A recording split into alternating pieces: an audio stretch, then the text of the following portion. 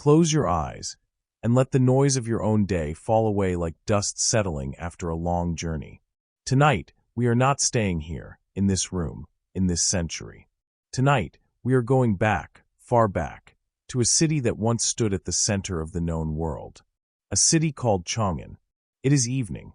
The sky above the city has deepened into a soft, bruised violet, and the first stars are beginning to prick through, faint and patient, as if they too are waiting for the city to settle into its nightly rhythm.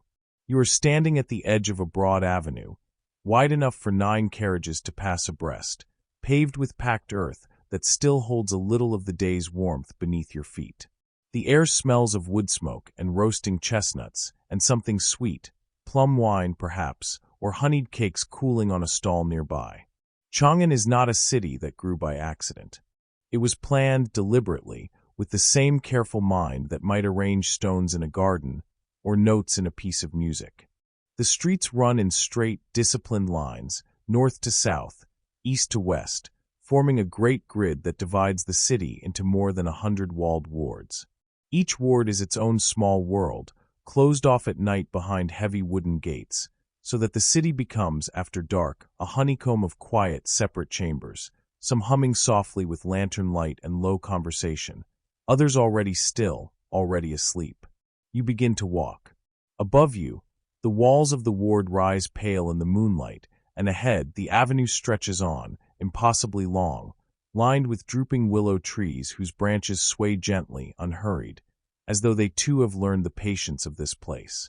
Somewhere a bell tolls, deep, resonant, marking the hour, the sound rolling out over the rooftops and losing itself slowly in the distance. This is the bell tower, one of the great timekeepers of the city, and its sound is one you will hear again and again tonight, soft and steady, like a heartbeat beneath the skin of Chang'an. Let yourself imagine the scale of it. In this era, Chang'an is among the largest cities that has ever existed on the earth. Close to 1 million people live within and around its walls, merchants and monks, soldiers and scholars, poets and potters, princes and farmers who have come to sell their grain at the Western market. And yet, walking here at night, none of that vastness feels overwhelming. It feels instead like a held breath, like a great creature sleeping. You pass beneath an archway, and the scent changes.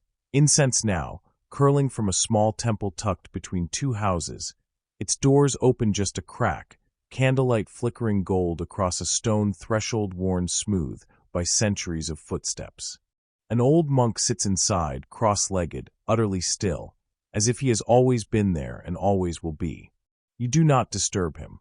You simply notice him, the way you might notice a stone in a quiet stream, and let your feet carry you onward. Further along, the avenue opens into a wider square, and here, even at this late hour, there is life. This is one of the night markets, for Chang'an, unlike so many cities of its age, allows certain quarters to stay awake past the closing of the wards. Lanterns of red paper and gauze hang from wooden frames, swaying very slightly in the breeze, their light pooling warm and soft on the stones below. A merchant is folding bolts of deep blue silk, murmuring quietly to a customer about the way the dye was made, some pigment brought from a place whose name you do not recognize. Nearby, a woman tends a small brazier, turning skewers of meat over the coals, the smoke rising thin and fragrant into the night air. There is laughter somewhere, soft, unhurried laughter, the kind shared between old friends who are in no rush to end the evening. And it is here, in this market, surrounded by goods from 100 different places, that you begin to understand something important about this city. Because look closely at what is being sold. Glass beads, green and translucent, that were not made in this land. Small clay figurines of foreign horses with wide flaring nostrils and thick, muscular necks. Animals bred far to the west, in the grasslands beyond the mountains. Bolts of wool dyed a deep, unfamiliar crimson. Bundles of spices whose scent you cannot quite place, sharp and warm and strange. A merchant with pale eyes and a heavy woolen coat, haggling patiently in careful, accented words. Chang'an, you begin to realize, is not simply a city. It is a meeting place. A place where the world arrives, quietly, in the folds of a trader's cloak, in the weight of a camel's saddlebag, in the pages of a manuscript carried carefully wrapped in oiled cloth. Everything you are seeing tonight, the silk, the glass, the spices, the strange sweet incense drifting from that temple doorway, none of it was born here. It traveled. Some of it traveled for months. Some of it traveled for years, passing from hand to hand, from town to town, from language to language, until finally it arrived here in this square, under these lanterns, to be sold to you. There is a word people will use later, centuries from now, to describe the paths that brought these things here. They will call it the Silk Road. It is a beautiful phrase, evocative, easy to hold in the mind, a single golden thread stretching from this city all the way to Rome. But if you were to ask anyone here tonight, the silk merchant folding his blue cloth, the pale-eyed trader in his heavy coat, the old monk sitting so still in his candlelit doorway, none of them would recognize that name. Because what connects Chang'an to the distant world is not one road at all. It is something far looser than that, far more alive. Picture it not as a line on a map, but as something closer to a river delta, a great confluence of paths splitting and rejoining, shifting with the seasons, with the politics of kingdoms, with the whims of weather and war.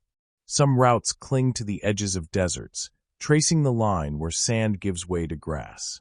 Others climb through high mountain passes, cold enough to freeze breath in a traveler's beard, open only a few months of the year before snow seals them shut again. Others still wind along river valleys or hug coastlines, where goods are carried not by camel but by ship, sails catching a wind that has no interest in the shape of any road. No single person ever walked the whole of it. That is perhaps the most important thing to understand, and the gentlest thing to rest your mind upon tonight. No merchant carried a bolt of silk from this market all the way to the distant markets of Rome. Instead, the silk changed hands. It moved from a trader in Chang'an to another in an oasis town further west, and from him to another, and another, each one carrying the goods only a portion of the way, only as far as they knew the land, only as far as the next town where a fair price could be found. Ideas moved the very same way. A story told in this market tonight might, years from now, arrive in a philosopher's study in a country whose name has not yet been invented in your own time, arriving not as the same words, but transformed, translated, softened, and reshaped by every mind it passed through along the way. Stand here a moment longer, in this square, in this soft lantern light. Feel how the noise of the market has begun to quiet, how the merchants are beginning, one by one, to fold away their cloths and dim their braziers. The bell will toll again soon, calling the ward gates to close, calling the city back into its long, patient sleep. But before that happens, let yourself hold this image a little longer. This city of a million lives, built on straight avenues and quiet courtyards, humming softly with goods and stories gathered from every corner of the known world. This is where our journey begins tonight. Not on a road, exactly, but in a city that was, in its own way, the beginning of every road, and the end of countless others. A place where the wisdom of distant lands first touched down, like the flame of a lantern set gently upon still water, before drifting outward again into the dark. Rest here a while. Let the sound of that distant bell settle over you, slow and low, and let your breathing find its rhythm. Soon, we will follow one of those routes westward, out through the city gates, into the vast quiet of the land beyond. But there is no hurry. Chang'an is in no rush tonight, and neither are we. Segment 2. The great mystery of the journey. The bell has faded now, and the market has grown quieter behind you. Somewhere in the dark, a gate creaks shut on its hinges, and the sound settles into the night like a stone dropped gently into still water. You are still standing at the edge of that lantern-lit square, but your mind has begun to drift outward, past the walls of Chang'an, past the ward gates, out into the vast, dim country that lies beyond the city's edge. And here, in this quiet drifting, we come to something worth resting on for a long while tonight. A mystery. A gentle, spacious mystery. The kind that asks nothing of you except to wonder. Here it is. If you had asked anyone in that market tonight, the silk merchant, the trader with the pale eyes, the old monk in his doorway. To describe the road to Rome, not one of them could have done it. Not because they were ignorant, not because the road was secret or forbidden or lost, but because none of them had ever traveled it. Not the whole of it, not even close. Let that settle for a moment. Somewhere, impossibly far to the west, past mountains whose names these merchants had never heard, past deserts wider than any they had crossed, there stood another city, vast, marbled, humming with its own version of this same nighttime hush. Rome. And between Chang'an and Rome lay a distance so great that, if a single traveler set out from one and walked with real purpose toward the other, the journey might take 2 full years to complete. 2 years of walking, riding, waiting out winters, resting in strange towns, learning enough of a new language to buy bread and find shelter, then moving on again. And yet, here is the strange, quiet heart of tonight's thought. Almost nobody ever made that journey. Almost nobody walked from one end to the other. The silk that traveled from Chang'an to Rome, the glass that traveled from Rome to Chang'an, moved the entire distance without a single person ever seeing both ends of its path. Picture it like this, if it helps you sink a little deeper into rest. Imagine the whole road as a great, slow river, and each traveler as a single drop of water within it. A drop does not need to know the shape of the whole river to be part of its current. It only needs to move a little, and then let another drop carry the motion forward.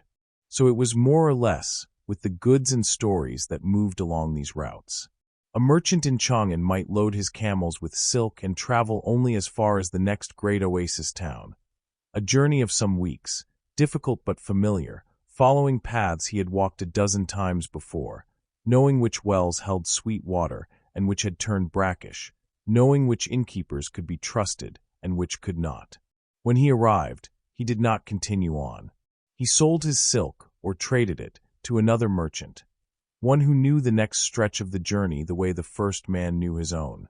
This second merchant, perhaps, spoke a different language, worshipped different gods, wore his hair in an unfamiliar style. But none of that mattered very much in the end. What mattered was the silk, and the price, and the road ahead that only he understood.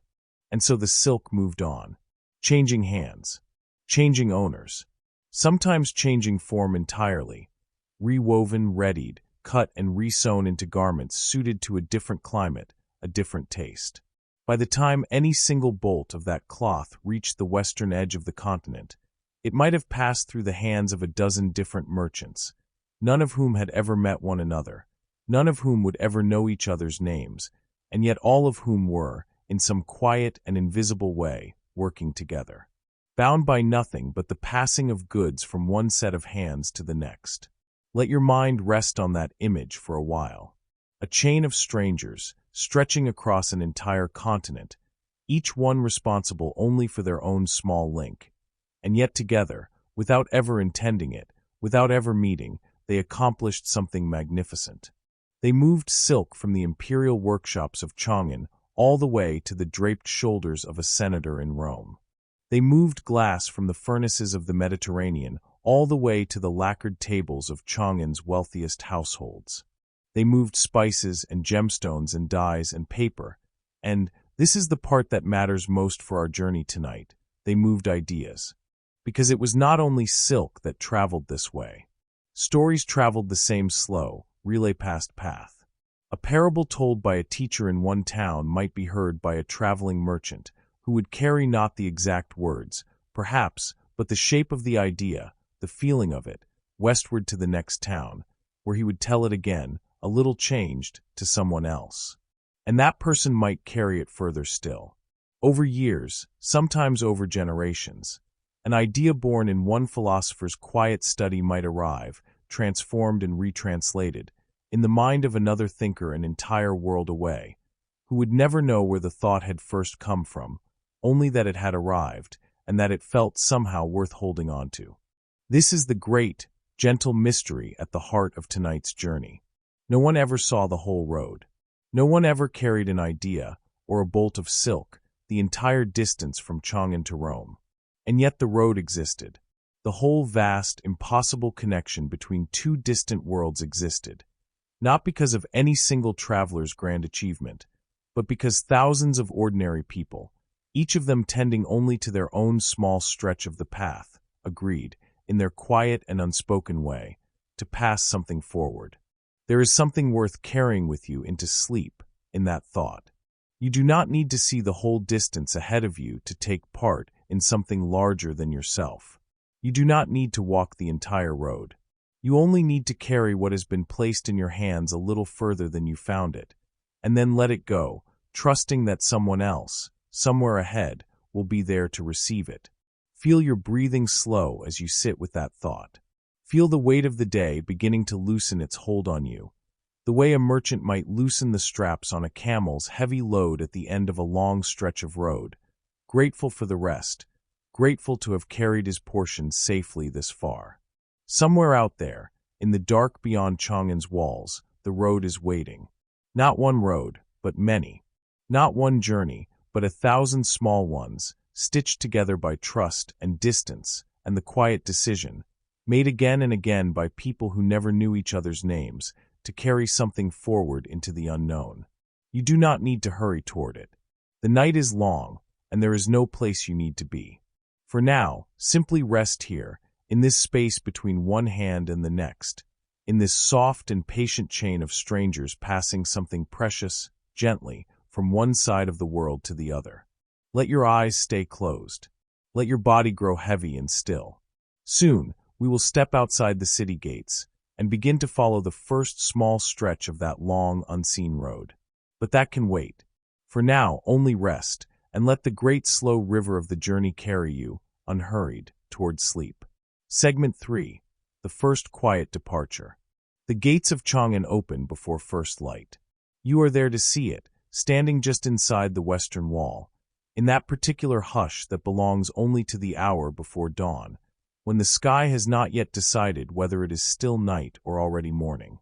The air is cool, almost cold, and carries the faint mineral smell of dust that has not yet been stirred by footsteps. Somewhere behind you, the city is still sleeping. But here, at the gate, there is movement. A caravan is preparing to leave. You watch as the camels are brought forward, one by one, from the courtyard of a caravanserai just inside the wall, and built specifically for travelers like these, with wide stone yards for animals and thick walls to keep out the wind. The camels are tall, double-humped, thickly coated against the cold of the high passes that lie somewhere ahead, weeks from now, on the far side of this journey. They kneel patiently as their loads are settled onto their backs, drivers murmuring low, familiar words to calm them, the same words, perhaps, that have calmed camels on this exact spot for generations. And what a cargo it is! Bale after bale of silk, wrapped carefully in coarse cloth to protect it from dust and damp. Silken colors you might not expect, deep indigo, soft gold, a red so dark it looks almost black in this dim light. Beside the silk, smaller, heavier bundles. Jade, carved and uncarved, cool and green and faintly luminous even in shadow, destined to become ornaments and seals in courts a continent away. Chests of tea, pressed into hard bricks for easier carrying, their scent, earthy, slightly smoky, drifting faintly on the cold air. Porcelain, packed with almost obsessive care in straw and cloth, each piece wrapped as though it were an egg about to hatch, because in a sense, it is exactly that fragile. And lacquerware, gleaming faintly even in the dim light, black and red, layered coat upon coat, a craft that takes months to complete and only a moment to shatter if handled carelessly. Tucked among all of this, smaller and less glamorous but no less valuable, are the medicines, dried herbs, roots, minerals ground into powders, each one carrying knowledge as well as substance, a small library of healing compressed into cloth pouches and sealed jars. This is what travels west, and this rhythm, the loading, the low voices, the patient kneeling animals, will repeat itself again and again along the length of the road, in 100 towns you have not yet seen, for as long as this journey continues. But of course, the road does not move in only one direction. Even now, as this caravan prepares to leave Chang'an, another is arriving from the west, its animals dusty and tired, its drivers weathered by weeks or months on the road behind them. And what do they carry? these travelers from the other direction. Wool, densely woven, dyed in colors unfamiliar to eyes accustomed to the palette of the East. Glassware, delicate and impossibly clear, catching what little light there is and scattering it in small, fractured rainbows. Gold and silver, worked into shapes that speak of distant workshops and different hands. Horses, too, not cargo exactly, but treasure all the same, tall and strong-legged, bred in the grasslands far to the west, prized here for their strength and speed.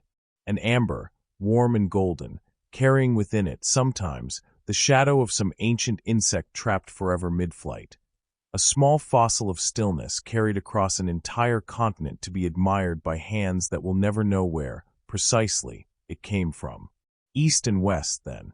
Two slow currents, moving past each other, exchanging their cargo at every town along the way, like tides meeting and mixing at the mouth of a river.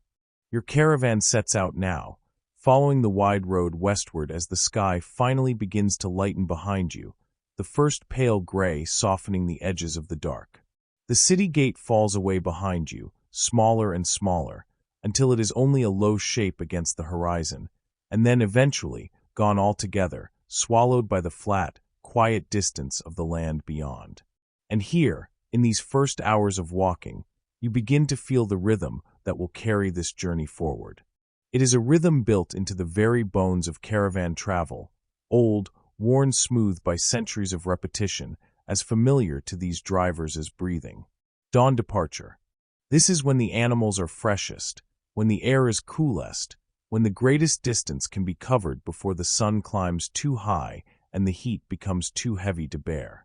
You walk now in that early light, the caravan strung out in a long, patient line, the soft, rhythmic sound of footsteps and hooves settling into something almost like music, a low, steady percussion beneath the quiet murmur of voices and the occasional creak of a heavily laden saddle. By midday, the caravan slows, then stops. This is the hour of rest, not sleep, not yet, but a pause, a retreat from the worst of the sun's heat. Animals are unloaded just enough to ease their burden. Shade is found where shade exists, sometimes nothing more than the thin shadow cast by a lone tree, sometimes the deeper shade of a rocky outcrop. Travelers eat quietly, bread, dried fruit, perhaps a little of the tea carried so carefully in those pressed bricks, brewed now over a small, careful fire. Conversation, when it happens, is unhurried. There is no rush here. The heat itself insists on stillness. And then, as the sun begins its long, slow descent, the caravan moves again, covering a second stretch of ground in the gentler light of late afternoon, until finally, as evening settles, they arrive, if they are fortunate, if the day's planning has gone well, at a well. The evening camp beside a well is, perhaps, the most important rhythm of all. Water, out here, is not simply a comfort. It is the entire logic of the journey. Every stretch of this road, every day's distance covered, is measured not in miles, but in the space between one reliable well and the next. The caravan's drivers know these wells the way a scholar knows the shelves of a familiar library. Which ones run sweet, which ones run bitter, which ones might, in a dry year, run empty altogether. Arriving at a good well, as the light fades and the first stars appear, is a small and quiet triumph, repeated every single evening of the journey. Here, camp is made. Animals are unloaded fully now, allowed to drink deeply, to rest at last from the weight they have carried all day. Fires are lit, small and careful, fed with whatever fuel can be found, dried dung, brush, the occasional precious piece of wood carried for exactly this purpose. And around these fires, as the sky deepens into full darkness and the stars emerge in numbers that would astonish anyone accustomed to the lantern-lit haze of a city, the travelers eat and talk and rest. This is the shape the journey will take: dawn, midday shade, evening well, over and over, for weeks, for months, until the individual days blur together into something less like a sequence of events and more like a single, continuous rhythm, as steady and unthinking as breath, or heartbeat, or the slow turning of the stars overhead.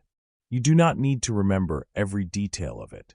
You only need to feel its shape, the rising, the walking, the resting, the arriving, the sleeping, and then the rising again. It is a rhythm built for endurance, but it is also, in its own quiet way, a rhythm built for rest. Because within this repetition, there is a kind of permission to stop thinking so hard about the distance still ahead, and instead to simply take the next step, and the next, trusting the rhythm itself to carry you forward. Let that rhythm settle over you now, here beside this first evening's fire, somewhere in the quiet dark beyond Chang'an's walls. Dawn will come again soon enough. But for now, there is only this, the low crackle of the fire, the soft breathing of resting animals, the vast unfamiliar spread of stars above, and the simple, patient knowledge that tomorrow, the caravan will rise and walk a little further and rest again, exactly as it has done for longer than anyone here can remember. Let your own breathing slow to match it. In, and rest, and forward gently into sleep. Days have passed since Chang'an fell away behind you, though how many exactly has become difficult to hold on to. Time out here has softened into something looser than the sharp hours of the city, measured now in wells reached and wells left behind, in the slow lightening and darkening of the sky, in the particular ache of a body grown used to walking. And then one afternoon, something changes on the horizon. A shape, a break in the flatness. Green, where for so long there has been only pale gold and gray. Dunhuang. You feel it before you fully understand it, a loosening in the shoulders of the travelers around you, a quickening in the pace of the camels, as though the animals themselves recognize this place, know it from some deep, worn memory of journeys made before. And as you draw closer, the oasis reveals itself slowly, the way a good story reveals itself slowly. First a scattering of poplar trees, their leaves trembling silver-green in the wind, then the glint of water, actual open water, more than any single well could offer, pooling and channeling through irrigated fields where crops grow in neat, impossible rows against the surrounding desert. Dunhuang sits at a meeting point. Here, the routes that have split and wandered their separate ways around the terrible dry heart of the desert come together again, briefly, before splitting once more to continue west. It is, in this sense, a place of convergence, a breath drawn in before the road exhales itself outward again into its many separate paths. And because of this, Dunhuang has become something more than simply a place to rest. It has become a place where things accumulate. Let yourself slow down here, the way the caravan itself slows down here. Let your mind stop moving forward, for now, and instead simply settle, the way dust settles when the wind finally stops. You make your way into the town as the evening light turns everything faintly golden, and you find that Dunhuang, unlike the vast planned grid of Chang'an, has grown more organically, shaped by centuries of travelers passing through and sometimes deciding to stay. There are inns here, caravanserais with thick mud brick walls, courtyards where animals can be watered and travelers can finally set down the weight of the road for a night, or 2 nights, or longer, if the season demands it. There are markets, smaller than the great night market of Chang'an, but no less rich in their own way. A merchant selling dried apricots grown in the oasis's own orchards, another offering woven rugs in patterns you do not recognize, their colors deep and earthy, the work of hands far to the west. But it is not the markets that make Dunhuang matter most to our story tonight. It is what lies just beyond the town itself, carved into the soft cliffs a short distance away, where the desert meets a quiet river valley. There, in those cliffs, are caves. Not natural caves, though they may have begun as such. These are caves shaped by human hands, carved deliberately into the soft rock over the course of centuries, by monks, by pilgrims, by wealthy merchants seeking to earn merit for the next life, by artists whose names have long since been forgotten even as their work remains. Hundreds of caves, eventually, though tonight, in this moment of the journey, only a portion of them yet exist. The rest still waiting to be carved by hands not yet born, in years not yet arrived. You are led to one of these caves by a quiet, elderly monk who has lived at this oasis for longer than most of the merchants passing through can remember. He carries a small oil lamp, its flame low and steady, cupped carefully against the evening breeze, and as you step through the narrow entrance cut into the cliff face, the outside world falls away completely. The sound of the wind vanishes. The temperature drops, cool and still, the air carrying that particular scent of old stone and something else, something like beeswax and dust and time itself. And then the monk raises his lamp, and the walls come alive. Murals surround you on every surface, ceiling, walls, even portions of the floor, painted in colors that have not yet had centuries to fade, still vivid, still startling in their richness. Deep blues made from ground lapis lazuli, carried here, like everything else, across some unimaginable distance. Gold leaf catching the lamp's small flame and scattering it back 100-fold. Figures of impossible grace, painted with flowing robes and serene, half-closed eyes, floating amid swirling clouds and scattered flowers, telling stories that have traveled here from a land far to the southwest, carried not on the backs of camels, but in the minds and memories of monks who walked this road specifically to bring these stories with them. This is the heart of what Dunhuang has become, and what it will continue to become for centuries after this particular night. A place where trade and belief have quietly merged into something new. Because it was not merchants alone who traveled this road. Alongside the silk and the jade and the tea, other things moved west and east as well. Prayers and philosophies, and entire systems of thought about the nature of suffering and impermanence and the possibility of peace. Monks traveled these same dusty paths, sometimes joining caravans for safety, sometimes traveling alone with nothing but a begging bowl and an unshakable patience, carrying with them not silk, but sutras, sacred texts, copied and recopied by hand, carried in pouches slung across their shoulders the same way a merchant might carry his most precious goods. And Dunhuang, sitting where it does, at this convergence of routes, became a place where those ideas settled and took root, the way seeds carried on the wind might settle and take root in any patch of fertile soil they happen to land upon. Over the centuries, and remember, tonight is only a single evening within a story that spans centuries, thousands of manuscripts will accumulate in caves just like this one. Sacred texts, philosophical treatises, personal letters, contracts, poems, even simple, practical documents, records of debts, calendars, medical prescriptions. All of it preserved here in the dry desert air, sealed away in caves that will eventually be forgotten and then rediscovered, centuries later, like a vast library that the world itself set aside and quietly kept safe. The old monk lowers his lamp slightly, and in the dimmer light, you notice something else, smaller details among the grand murals. A donor's portrait, painted small and humble in one corner, the likeness of some long-dead merchant or official who paid for this cave to be carved and decorated, hoping, perhaps, that his small painted figure might carry his memory forward through time the same way a bolt of silk carries a weaver's skill forward across a continent. There is something quietly moving in this. The great swirling gods and bodhisattvas dominate the ceiling, vast and eternal. But tucked into the corner, small and human, is someone who simply wanted to be remembered.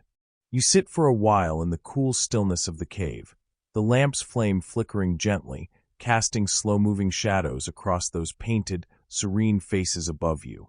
Outside, the oasis continues its evening rhythm. Animals being watered, fires being lit, travelers settling in for a night of real rest, in real beds, under a real roof, for the first time in what has felt like a very long while. But here, in this quiet carved chamber, time feels different. Slower, deeper, as though this small space, cut into the cliff, exists slightly outside the ordinary flow of days and nights that governs the rest of the journey. This is what Dunhuang teaches us, in this first true pause of our journey, that the road was never only about the movement of goods. It was equally, perhaps even more importantly, about the movement of thought, ideas traveling the same slow, relay-past path as silk and jade, carried not in saddlebags but in memory, in devotion, in the careful, patient work of a brush against stone. And here, at this particular crossing of routes, those ideas found a place to settle, to accumulate layer upon layer, cave after cave, century after century, until this quiet oasis became something the merchants passing through it could never have quite imagined it would become. A treasury, Not of silk or jade, but of thought itself, preserved in the dry desert air, waiting patiently for minds not yet born to discover it. Let your own thoughts settle now. The way this cave has settled into the cliffside, the way these paintings have settled into stillness after their colors were first laid down centuries ago. There is no need to carry anything further tonight. For now, simply rest here, in this cool, quiet dark, beneath painted skies that have outlasted empires, held safe by nothing more than distance, dryness, and time. The lamp flame dips low. The old monk says nothing more.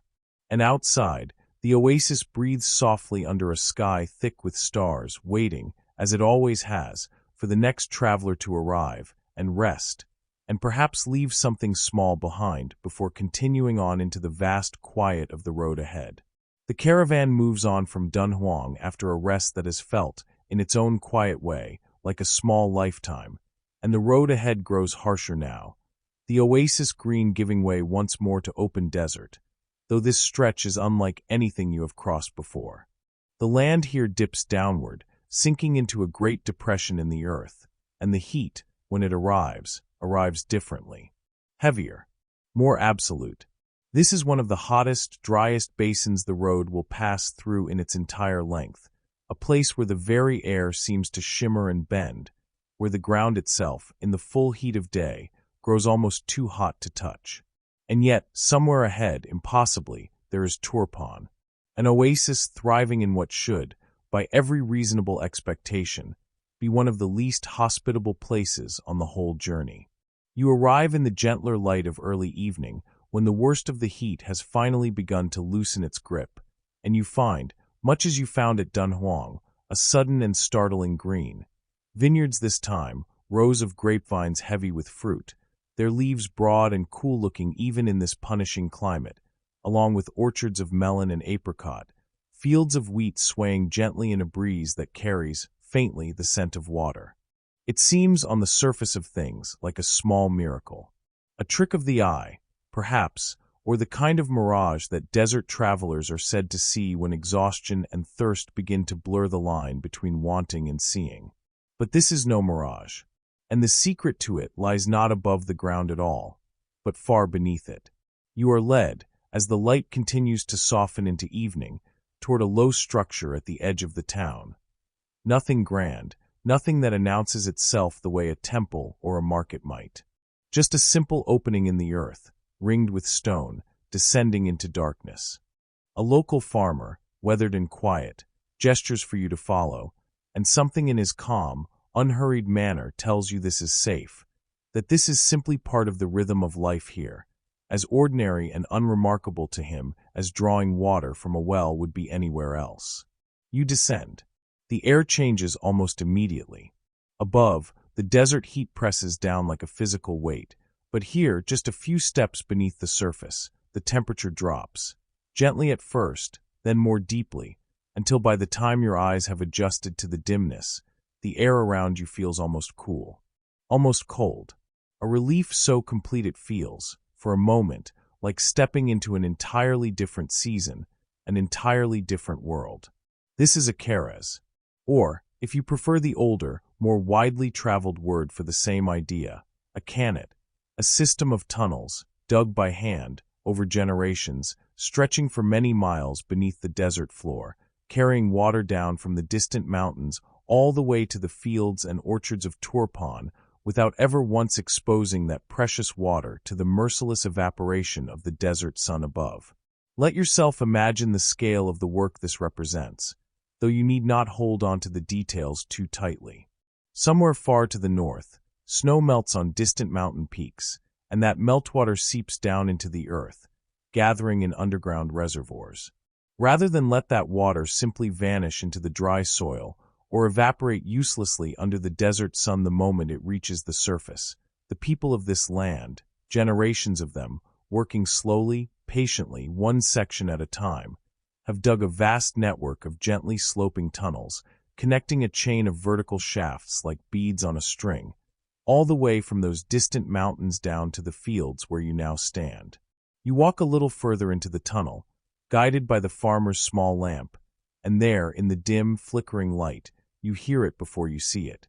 Water, moving slowly, softly, along a narrow channel cut into the tunnel floor, its surface catching the lamplight in small, shifting glints of gold.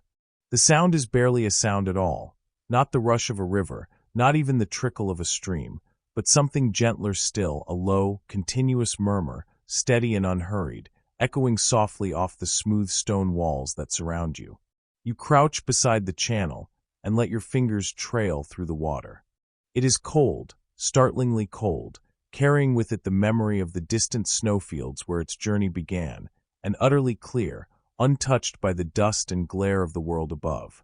Here, hidden beneath miles of some of the harshest desert on the entire road, this quiet water moves patiently onward, following a path laid out for it long ago by hands that understood something essential about this landscape. That survival here depends not on fighting the desert, but on working with a kind of hidden patience that matches the desert's own vast, slow rhythms. The farmer explains, in simple, unhurried words, that these tunnels are old, some so old that no one now living remembers exactly when they were first dug. New shafts are added when needed, old sections repaired when they begin to collapse, the whole system maintained through generations of quiet, careful labor, passed down from parent to child, the knowledge of exactly how steep a tunnel's slope must be, exactly how far apart the vertical shafts must sit, exactly how to read the underground water table well enough to know where digging will succeed and where it will only waste months of effort on dry stone. There is something worth resting your mind upon, here in this cool, dim tunnel, water moving softly beside you in the dark. Because this too is a kind of road. Not a road for silk or jade or travelers on camelback, but a road for water, a hidden channel connecting one place to another, carrying something essential across a distance that would otherwise make life here impossible. And like the great road above, no single person built this tunnel alone. No single lifetime was long enough to dig the whole of it. Instead, generation after generation added their own small stretch, dug their own short section, maintained their own portion of the whole. Each contribution modest on its own, but together, forming something that has sustained an entire oasis for longer than anyone can quite remember. You sit for a while in the stillness, listening to the water's quiet murmur, feeling the cool air settle around you like a blanket after the relentless heat of the day above. The lamp flickers gently against the tunnel walls, casting slow, soft shadows that seem to breathe in and out with the small movement of the flame. There is no wind down here. No sun. No sense of the vast, punishing desert stretching for miles in every direction above your head. Just this cool stone, slow water, quiet dark. It is perhaps one of the gentlest places the whole journey will bring you to. A hidden sanctuary beneath a harsh and unforgiving landscape, sustained not by force, not by struggle, but by patience and cooperation, and the quiet, accumulated work of people who understood that the greatest achievements are rarely made by a single hand, in a single lifetime, but by many hands across many lifetimes, each one trusting that the work they leave unfinished will be carried forward by someone who comes after. Let yourself rest here a while longer, in this cool underground hush. Above you, Turpan continues its evening, vineyards rustling faintly in the breeze, farmers returning to their homes, the last golden light fading slowly from the sky. But down here, none of that need concern you. Down here, there is only the slow, steady murmur of water finding its way through the dark, patient and unhurried, exactly as it has for longer than anyone can say, and exactly as it will continue to do, long after you too have moved on from this quiet place. Breathe in the cool air. Feel your body grow heavy, settling into the stillness the way the water settles into its smooth stone channel, finding the easiest path, the gentlest way forward, asking nothing more than to keep moving, slowly, quietly, toward wherever it is meant to go. Rest now. Let the sound of that hidden water carry you the rest of the way towards sleep. You leave Turpan behind slowly, the way one leaves any place that has offered real rest, reluctantly, gratefully, carrying something of its quiet with you even as the road pulls you onward. Ahead lies a long stretch of the journey, weeks of it, tracing the edges of a desert so vast and so dry that it has earned, among those who cross it, a kind of hushed respect, the way one might speak carefully about the sea, or a mountain, or anything large enough to remind a person of their own smallness. But this desert, too, has its exceptions. Scattered along its rim, wherever underground water finds its way close enough to the surface to be coaxed into use, oases rise up out of the sand like small, stubborn miracles, one after another, each one a fresh breath drawn before the road plunges onward into dry country again. Let the days blur together now, if they want to. Let the names begin to layer over one another, softly, the way the murals in that cave outside Dunhuang layered their colors, one century over the last, until the individual moments matter less than the accumulated whole.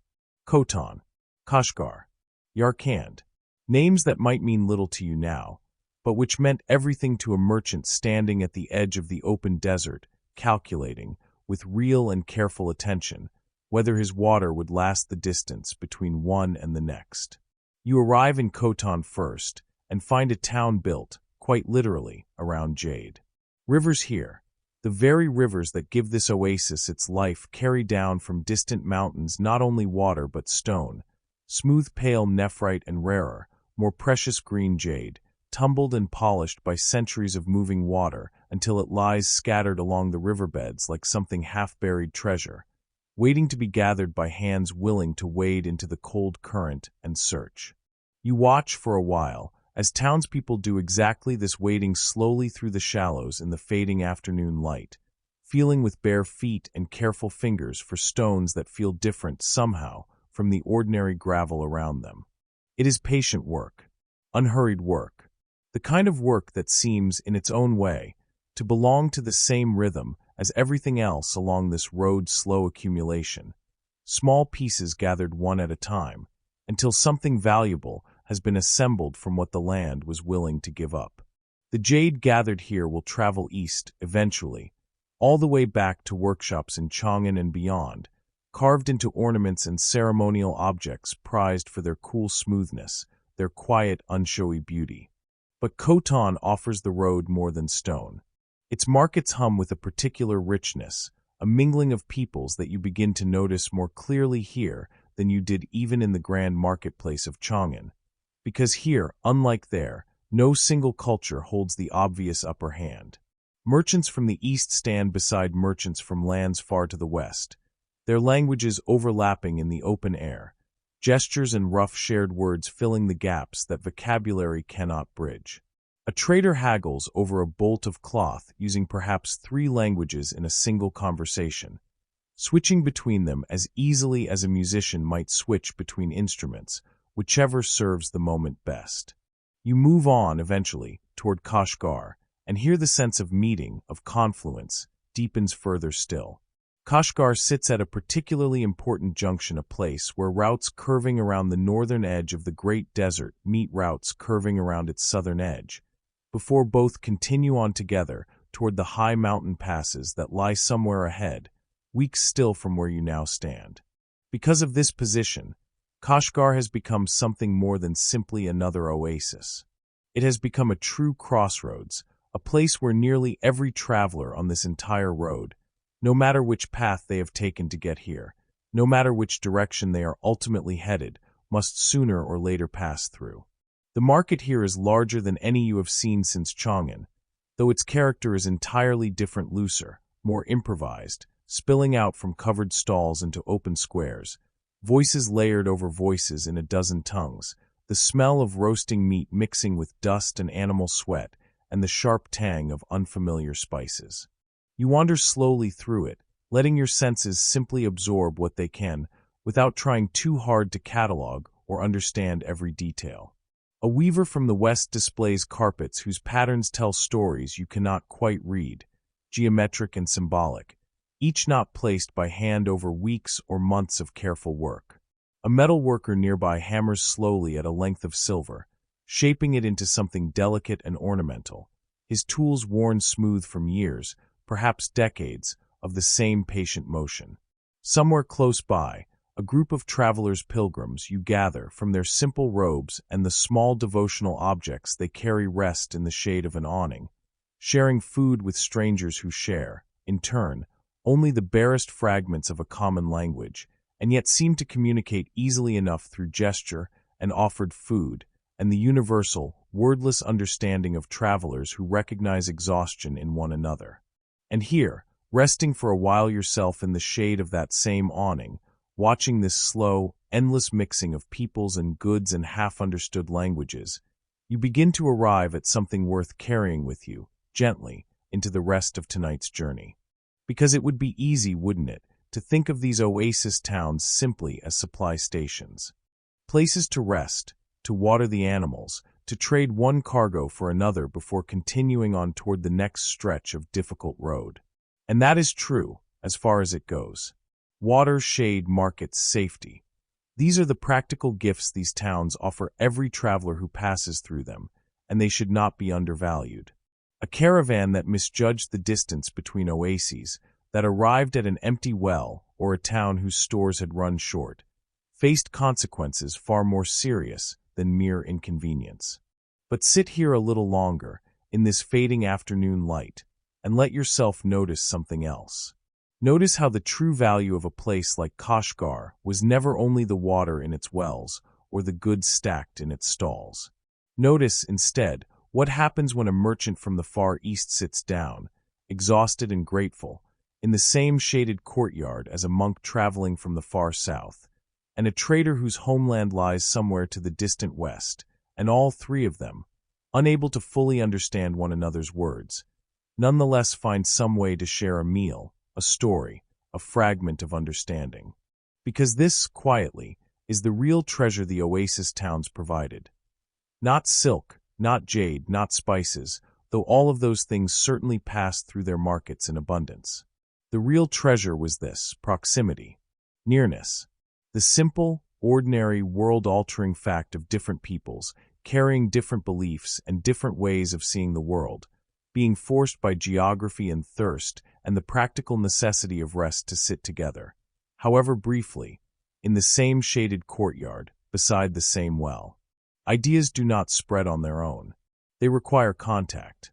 They require the accidental, unplanned proximity of one mind to another, close enough and patient enough for something to pass between them, even imperfectly, even through the fumbling half-language of gesture and broken vocabulary.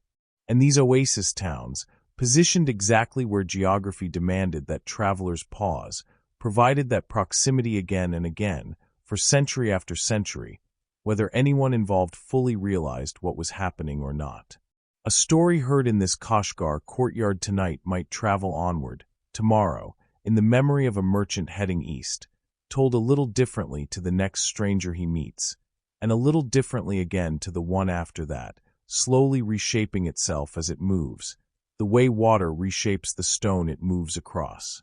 A way of thinking about the world, about suffering, about the divine, about how a good life ought to be lived, might pass from a monk resting here to a trader who carries not the exact words, but the feeling of the idea, westward, where it might eventually settle into the mind of someone who will spend the rest of their life quietly transformed by a thought whose true origin they will never know. This is the treasure that could not be carried in a saddlebag, and could not be weighed or measured or sold in any market. And yet it moved along this road just as surely as the silk and the jade did.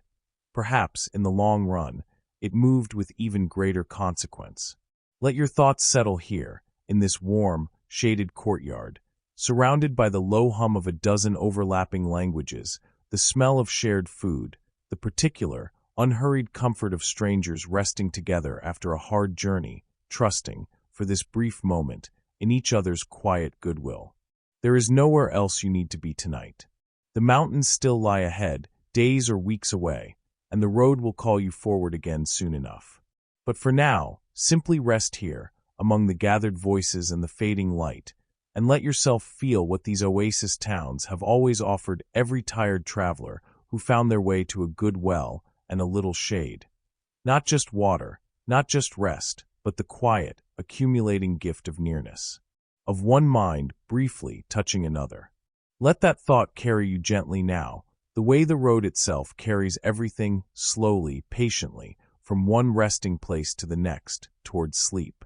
Rest here a while longer in the fading warmth of that Kashgar courtyard, and let your mind wander backward now, gently, not through space this time, but through time, back to a period before this particular evening, before this particular caravan, back to the very first quiet steps of an idea that has, by the time of our story tonight, already been moving eastward along this road for centuries.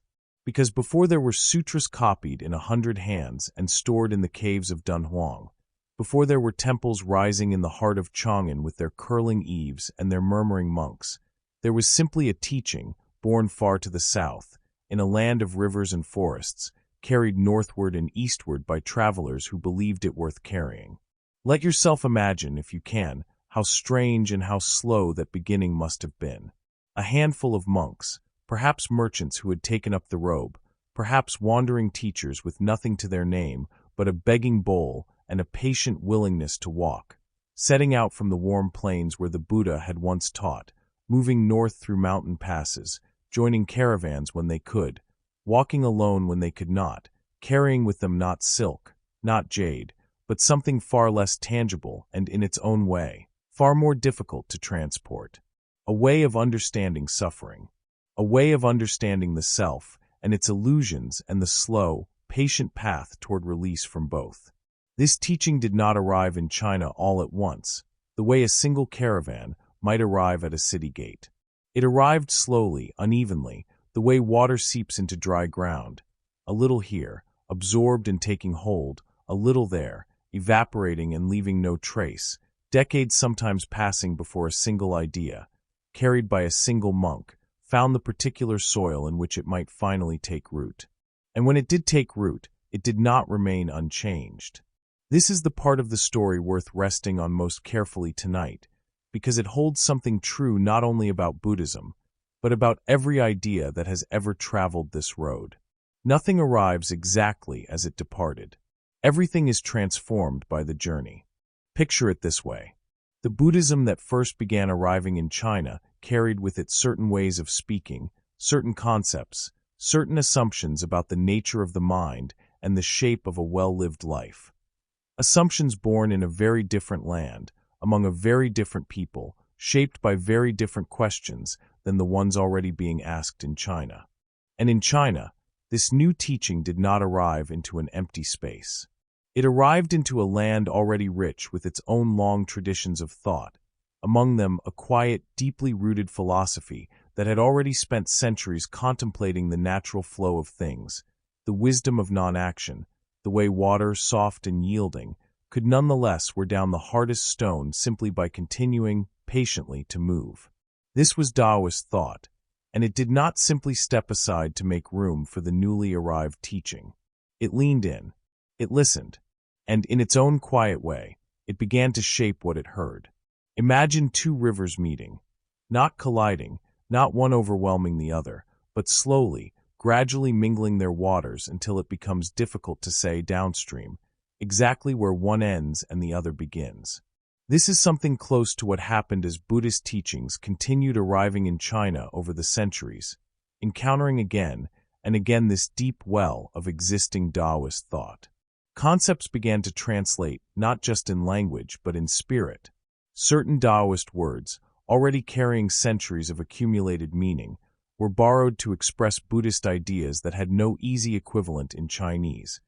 And in being borrowed, those ideas themselves began to shift, taking on new shades of meaning, new emphases, new textures that their original teachers, so far away and so long ago, could never have anticipated. Out of this slow mingling, over further centuries, something new began to emerge, a way of practicing this teaching that felt distinctly its own, neither purely the tradition that had traveled from the south, nor purely the philosophy that had always lived in this land, but something formed in the meeting of the two. This new expression would come to be known eventually as Chang'an, a tradition that placed enormous weight on direct, immediate experience, on sitting quietly with the mind exactly as it is, on the possibility that profound understanding might arrive not through years of studying scripture, but in a single, unguarded moment of stillness. You can hear, if you listen closely enough, the quiet fingerprints of that old Taoist wisdom in this emphasis. That same trust in simplicity, in yielding, in the natural unfolding of insight rather than the forceful pursuit of it. But even as this new, blended tradition began to take shape, another enormous undertaking was unfolding alongside it, slower, more painstaking, and in its own way, just as remarkable as anything carried by camel across the desert. The great work of translation. Because a teaching cannot simply arrive in a new land and be understood. It must be rendered, word by careful word, into a language it was never originally written for, and this rendering, you can imagine, perhaps, from your own experience of how difficult it is to translate even a simple feeling from one language into another, is extraordinarily delicate work. Entire teams of scholars, some who had traveled from distant lands specifically for this purpose, others native to China who had devoted their lives to mastering foreign tongues, gathered together in translation halls that might remind you, in their quiet, focused industry, of the careful workshops where silk is woven or porcelain is glazed. One scholar might read aloud from an original text, carried perhaps all the way from those southern lands where this teaching first began. Another would render the meaning, as best he could, into spoken Chinese. A third would refine the language further, searching for the phrase that captured not just the literal sense, but the deeper resonance of the original. Still others would review and debate and revise, sometimes for years, over the translation of a single significant text. The scale of this effort, sustained across generations, is almost difficult to hold in the mind. Thousands of texts, eventually, rendered from their original tongues into Chinese, vast libraries of teaching, philosophy, and practice, growing steadily, patiently, the way the oasis towns along our road have grown, one careful edition at a time, until what began as a handful of scrolls carried by a few wandering monks became something closer to an entire intellectual civilization, housed in temple libraries across the land, copied and recopied by careful hands, some of those very copies. Destined to rest, centuries from now, in the quiet dark of caves not unlike the one you visited outside Dunhuang. And this vast body of translated teaching did not remain contained within temple walls. It moved outward, gently, into the wider currents of thought across the entire region, touching poetry, touching painting, touching the way scholars and officials and ordinary people alike began to think about impermanence, about compassion, about the quiet discipline of a settled mind. It would go on, in the centuries following our story tonight, to travel even further still, carried by monks and pilgrims across the water to lands further east, where it would take root yet again, transforming once more as it met new soil, new questions, new minds ready to receive it. Rest for a moment on the shape of this whole unlikely process. Because look further around this courtyard, and you will find, on almost any given night, at almost any caravanserai along this entire route, an extraordinary gathering that no temple, no church, no single institution back in any of these travelers' home cities could ever quite replicate. A Buddhist monk, resting his sandaled feet after a long day's walk, his prayer beads worn smooth from years of quiet use. Not far from him, a Christian trader, part of a small and scattered community that has carried its faith eastward along these very same roads for generations, all the way from lands bordering the Mediterranean, adapting and translating as it traveled, the way every idea on this road eventually must. Nearby, a Jewish merchant, part of trading networks that have long connected distant Mediterranean and Near Eastern communities to the markets of the East, quietly observing the evening's rituals in his own familiar way, carrying with him not just goods, but centuries of accumulated law and story and careful practice. And in time, though this part of the story lies still some distance ahead of tonight's particular caravan, travelers will arrive here too carrying the teachings of Islam, newly emerged, already beginning its own remarkable spread outward from its origins, soon to become one of the great threads woven through this entire road's long and layered history. None of these travelers has necessarily come here intending to discuss belief with strangers. They have come, each of them, simply seeking rest, a safe wall, a warm fire, a full stomach before another hard day's travel. And yet rest, it turns out, creates exactly the conditions in which something else quietly tends to happen. Because when the day's labor is finished, when the animals are fed and the accounts are settled, and there is nothing left to do but wait for sleep to come, people talk. Softly, unhurriedly. The way people talk at the end of a long day when there is no more urgency left in them, only a kind of open, tired willingness to pass the time together. A monk might be asked, by a curious merchant sharing his fire, what exactly it is he believes, and why he has chosen to walk so far, carrying so little, in pursuit of it.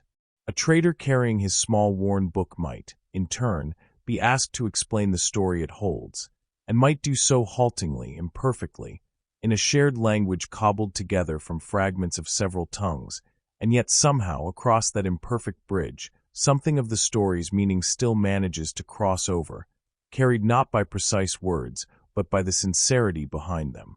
This is how belief traveled this road, as much as it traveled through any deliberate mission or grand religious campaign. Quietly, accidentally almost, in the low firelight of 1,000 ordinary evenings, in the unhurried conversations of tired strangers who had nothing left to do but rest and talk and listen to one another, before falling asleep beneath the same wide desert sky. There is something worth resting on, especially tonight, in the way this particular kind of exchange depended entirely on rest itself. A hurried traveler, rushing through a town in daylight, eager to reach the next stretch of road before dusk, rarely has the patience for this kind of unhurried conversation. But a traveler settled for the night, fed, safe, with nothing ahead of him but sleep, that traveler has all the patience in the world. Rest, it turns out, is not simply the absence of labor. It is the presence of a particular kind of openness, a softening of the day's urgency that allows something new to be received. And so these caravanserais, scattered like beads along the length of the entire road, became, quietly and almost without anyone intending it, some of the most important meeting places for belief and philosophy that existed anywhere in the ancient world. Not grand councils, not formal debates between religious scholars, just ordinary travelers resting together beside ordinary fires, sharing what they carried in their hearts as freely, in the end, as they shared what they carried in their saddlebags. You settle back now, here in this particular courtyard, and let the low murmur of these mingled voices wash gently over you.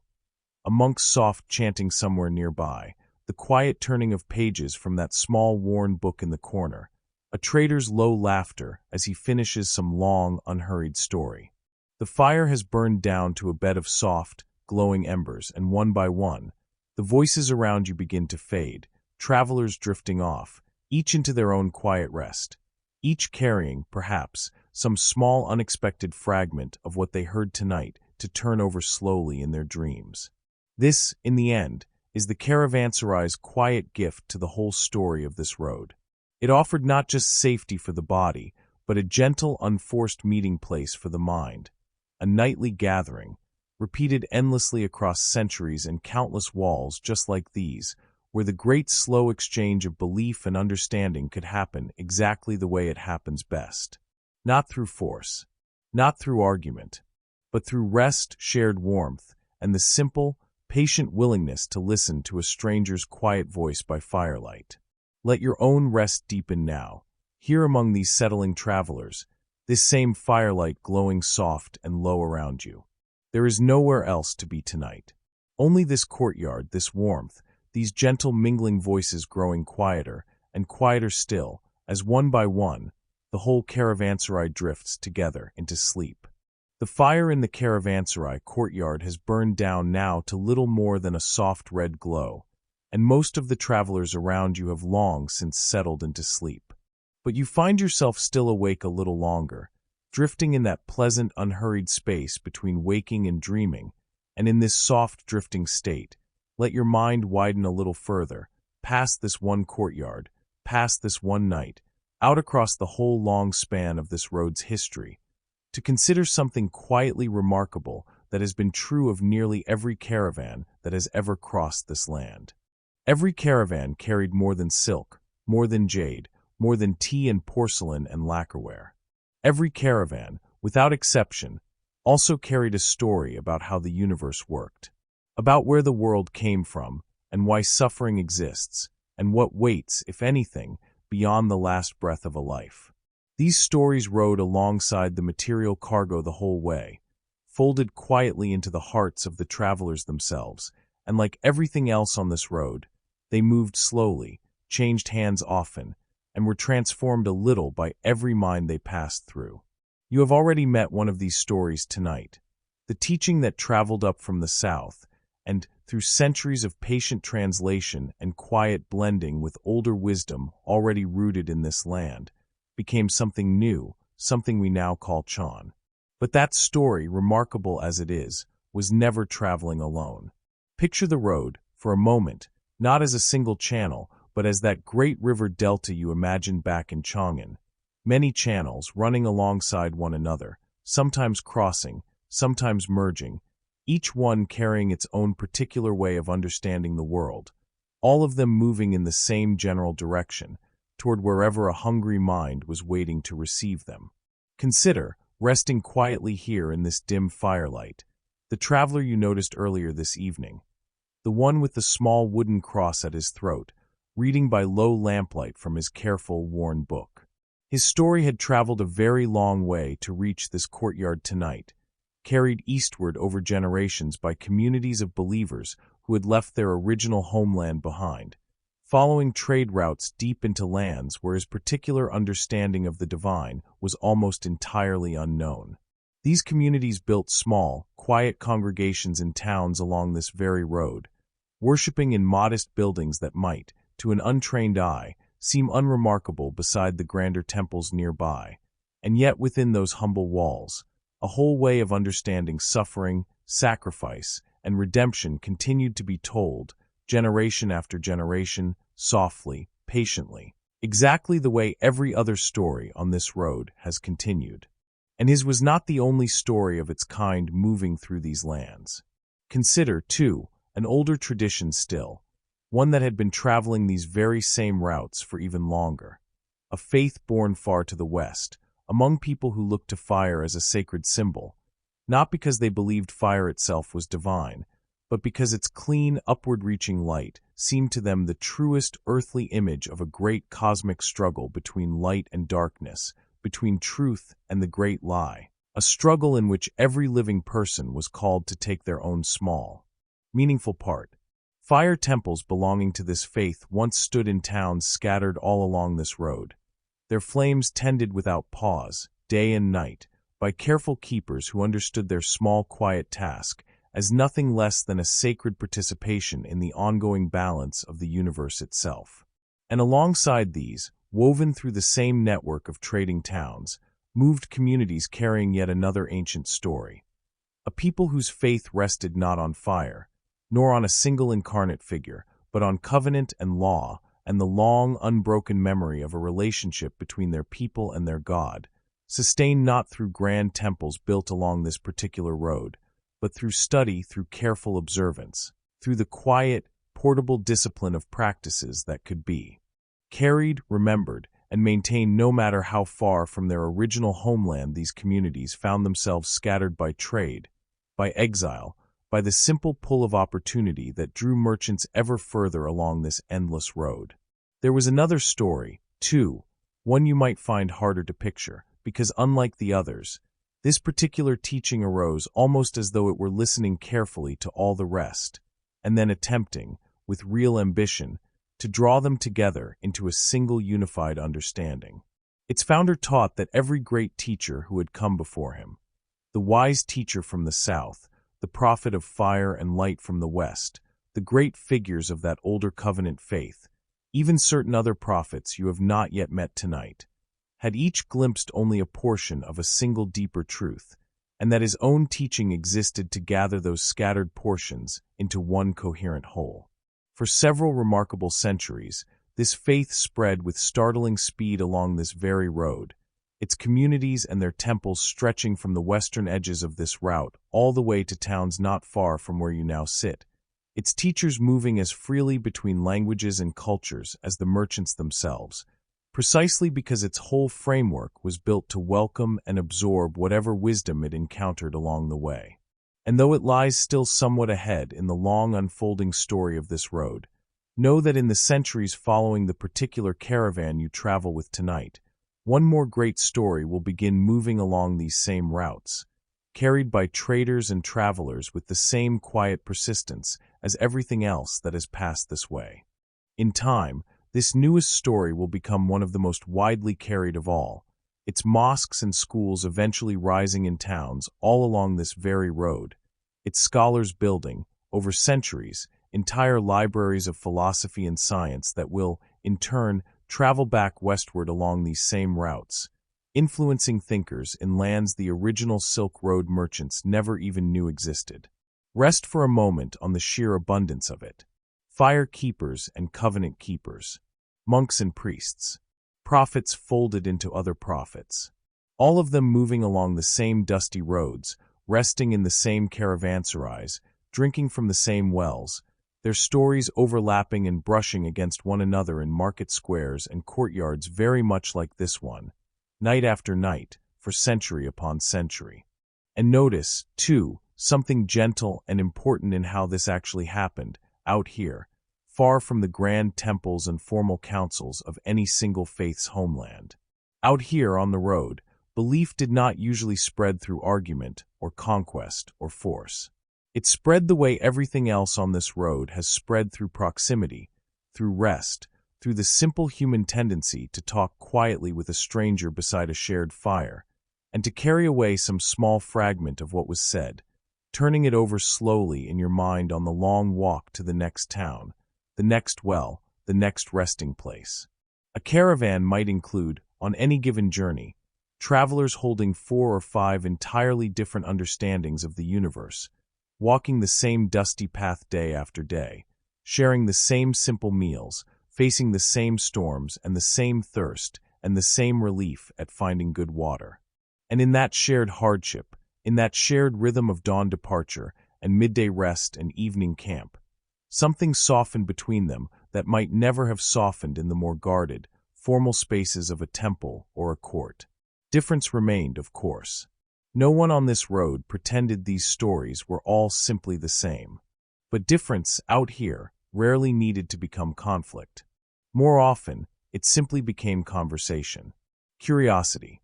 The quiet, ordinary human interest in hearing how someone else made sense of the same vast, mysterious universe you were both traveling beneath. This is perhaps one of the deepest and gentlest truths this road has to offer. That an entire civilization's worth of belief and philosophy moved across an entire continent not primarily through the will of kings or the mandates of empires, but through countless small, unremarkable evenings exactly like this one traveler's resting together, sharing fire and food and story, each carrying forward, in their own quiet way, some fragment of what they had heard from someone else along the road. The fire before you has nearly gone out now, only the faintest red glow remaining among the ashes.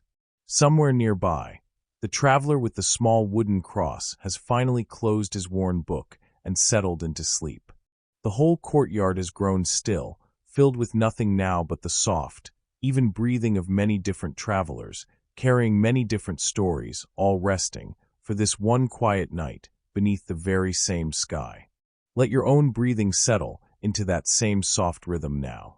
There is no need to hold on to every story you have heard tonight, no need to sort or organize or fully understand the whole vast tapestry of belief that has traveled this road across so many centuries.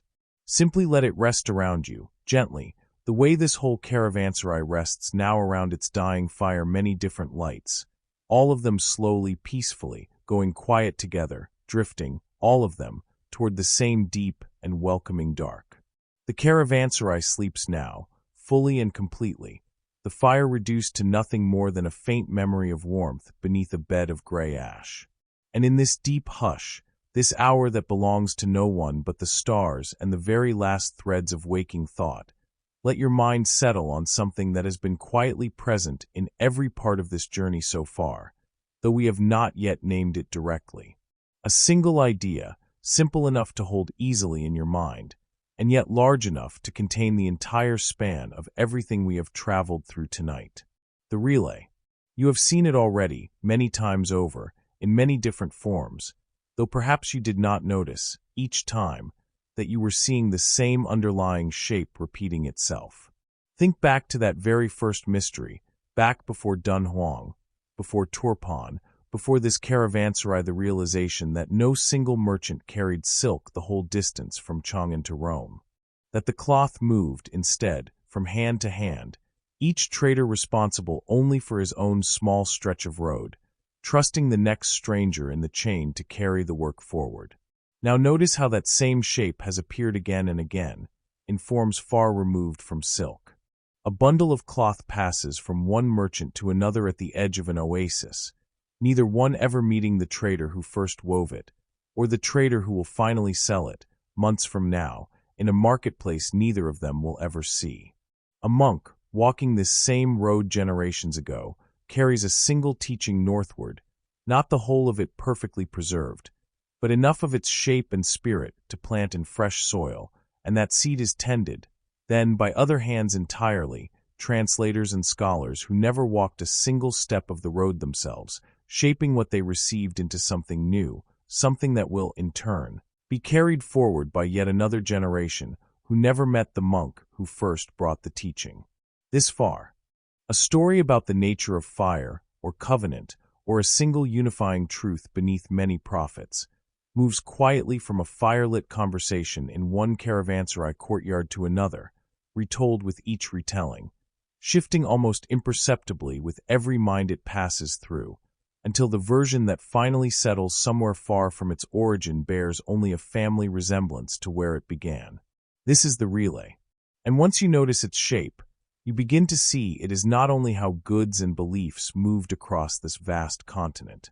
It is how nearly all deep, lasting knowledge has ever traveled anywhere, across any distance too great for a single lifetime to cross alone. Let yourself imagine, for a moment, something entirely different from silk or scripture. A number. An idea from mathematics, the way of writing quantities, using only a handful of simple symbols, including, remarkably, a symbol for nothing at all, for the empty place where no quantity exists. This idea, too, was born somewhere specific, in the careful mind of a scholar in a particular place and time, and it, too, did not simply appear fully formed in every corner of the world at once.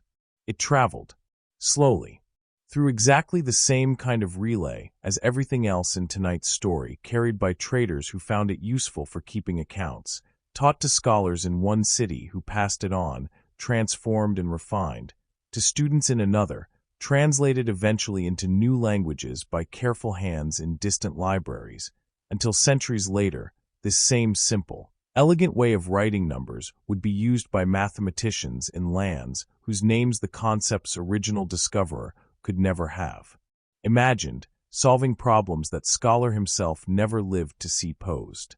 No one person carried that idea from its beginning to its ultimate destination. Just as no one person carried a single bolt of silk the whole distance from Chang'an to Rome. Just as no one monk carried an entire philosophical tradition, unchanged, from its origins to its final flowering an ocean away. In every case, the same pattern holds. Knowledge travels in fragments, passed hand to hand, mind to mind, each carrier holding only a portion of the journey, contributing only a single link in a chain whose full length none of them will ever see. There is something worth resting your whole mind upon, here in this deep, quiet hour, in the way this relay depends entirely on a kind of trust that none of its participants ever consciously discussed or agreed upon. The merchant handing his silk to the next trader down the line trusted, without ever quite thinking of it as trust, that this stranger would carry the cargo onward rather than simply keeping it, or losing it, or letting it rot in some forgotten storehouse. The monk sharing a fragment of teaching with a curious traveler in a caravanserai trusted, in some quiet unspoken way, that this fragment would be carried forward with at least enough care to keep its essential spirit intact, even as its exact words shifted and changed. Even the diggers of that hidden canet beneath Turpan, adding their own short stretch of tunnel to a system begun by hands long dead, trusted that future generations would maintain what they themselves would not live to see completed. This is perhaps the quiet ethical heart hidden within this entire journey. Every relay depends on people willing to do careful, patient work whose full value they will never personally witness. The merchant will never see the senator in Rome wearing the silk he carried only one stretch of the way. The translator, laboring for years over a single difficult text, will never meet the students, centuries later, whose entire understanding of the world will be quietly shaped by his careful choice of words. And yet they did the work anyway. Carefully, patiently, trusting the relay itself, trusting that their portion, however small, mattered, even without any guarantee of seeing its final destination. Perhaps this offers you something to rest on tonight, in your own life, in whatever small portion of some larger relay you yourself might be quietly carrying forward, whether you have ever thought of it in quite these terms or not. A kindness passed to you by someone now gone, which you pass forward, a little changed, to someone who will never know its original source.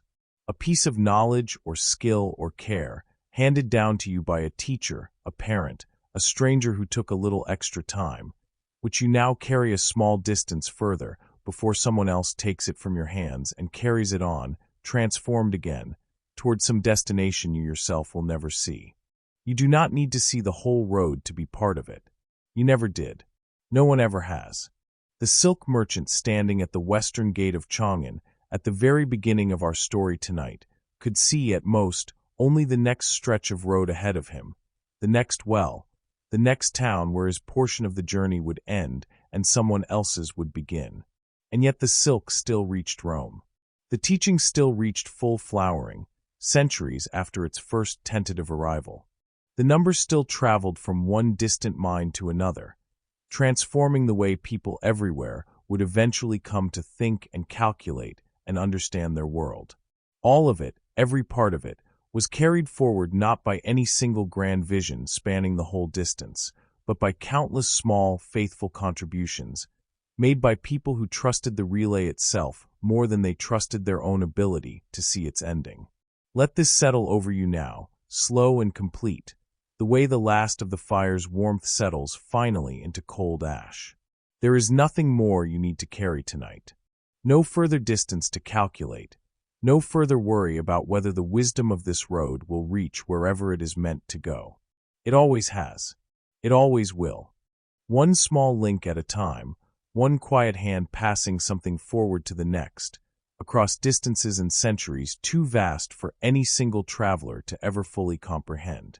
Rest now, here in this deep and settled dark, and let yourself become, for these last few drifting moments, simply one more quiet link in that same old, patient chain, receiving gently whatever this story has offered you tonight, and needing to do nothing more with it now than let it settle softly into sleep. The caravanserai is behind you now, and so, gradually, is the whole warm, crowded world of the oasis towns. The markets, the many-tongued conversations, the low firelit murmur of travelers sharing stories long into the night. Ahead, the land begins to rise. Slowly, at first, so slowly you barely notice the change beneath your feet, the flat desert floor giving way to gentle slopes, and then less gently to slopes that are not gentle at all. You are climbing now, into the Pamirs. Let the pace of your own breath change here, the way the pace of this whole journey changes. Everything about this stretch of the road asks for slowness. The camels move with careful, deliberate steps now, testing the ground before committing their full weight, their breath coming in visible white clouds even in daylight. The air itself has begun to thin, and you feel it first in small ways. A faint lightness in the head, a slight effort required for breaths that used to come without thought. This is a place that demands patience from everyone who enters it, and demands, too, a kind of humility that the flat desert roads, for all their harshness, never quite required. Days pass, and the land continues to rise around you, the vegetation growing sparser with every mile, until eventually there is little left but bare rock and hardy, low-growing scrub clinging to whatever thin soil the wind has not yet stripped away. And then, even that begins to disappear. You are moving now through a landscape of stone and sky, and very little else. Mountains rise on every side, some near, some impossibly distant, their peaks pale with snow that never fully melts, even in the height of summer. The people who live near these heights, in scattered high valleys where a little grazing is still possible, have a name for this place that means, roughly, the roof of the world. Standing here, surrounded by peak after peak stretching away in every direction, you understand exactly why. Notice how quiet it has become. Not the busy, layered quiet of Dunhuang's cave, filled with the scent of old stone and lamp oil. Not the deep hush of Turpan's underground water, moving softly through darkness. This is a different quiet altogether, vast and open, and almost unbearably clean. There is no market noise here. No layered languages drifting through a crowded square. No creak of loaded saddlebags, no low conversation between resting travelers. There is only the wind, moving steadily across bare rock, and the soft, rhythmic crunch of footsteps on frozen ground. And beneath all of it, a silence so complete that it begins to feel like a presence in its own right, rather than simply an absence of sound. The caravan moves slower here, and rests more often. The air, thin as it is, makes even simple exertion feel heavier than it should, and the drivers know better than to push the animals, or themselves, too hard at this altitude. So you find yourself pausing frequently, catching your breath in air that feels almost too sharp, too clean, as though it has never touched anything but stone and snow and open sky. And in these frequent pauses, you begin to notice details you might otherwise have walked straight past. The particular blue-white color of distant snowfields, brighter than any white you have seen before, almost painful to look at directly in full sunlight. The strange, brittle silence that follows the calling of some high-altitude bird, its cry echoing once, twice, off some distant rock face, before fading into nothing. The cold, which is different here too, not the damp cold of a winter evening in a lowland city, but something drier, sharper, that seems to settle directly into the bones rather than simply chilling the skin. And then, as the light begins to fail, and the caravan makes camp for the night in whatever sheltered hollow the drivers can find among the rocks, something happens that you will carry with you, perhaps, longer than almost anything else from this entire journey. The sky opens. At this altitude, with no city lights to dull the darkness, no haze of dust or moisture to soften the view, the stars do not simply appear overhead the way they might in a lowland sky. They arrive all at once in overwhelming abundance, filling every corner of the vault above you with a density of light that feels almost impossible, almost too much for the eye to properly hold. You tilt your head back, and the sheer number of them nearly takes your remaining breath away, thin as it already is up here. Not simply the familiar handful of bright, easily named stars you might pick out on any ordinary night, but thousands upon thousands more, faint and bright together, scattered in such profusion that entire pale bands of light stretch across the sky where countless stars, too numerous and too distant to resolve individually, blur together into soft, luminous rivers overhead. You lie back against the cold ground, wrapped in whatever warmth you can gather, and simply watch. There is nothing else to do here, and nothing else that seems worth doing. The wind has died down with the last of the light, leaving behind a stillness so complete that you can hear your own heartbeat, slow and steady, and the occasional soft shift of a resting camel nearby, and very little else. The cold presses in gently from every side, but it is a clean cold, a clear cold, not unkind, simply honest about what this place is and always has been. Let yourself rest here a long while, in this vast, quiet, star-filled dark. There is a particular kind of thought that becomes possible only in a place like this, a slowing down of the mind that mirrors the slowing down of the body, the thin air asking you to move less, breathe more deliberately, want less urgently. Down in the oasis towns, thought moved quickly, layered over conversation and market noise and the constant small negotiations of crowded, shared spaces. Up here, thought moves the way the wind moves across this open ground, slowly, without much resistance, drifting wherever it happens to drift, with long, easy silences in between. You find yourself thinking, perhaps, of nothing in particular, or of everything, all at once, in that loose, unfocused way that thoughts tend to move just before sleep finally arrives. The scale of what surrounds you here makes the mind quiet almost on its own, without any effort required.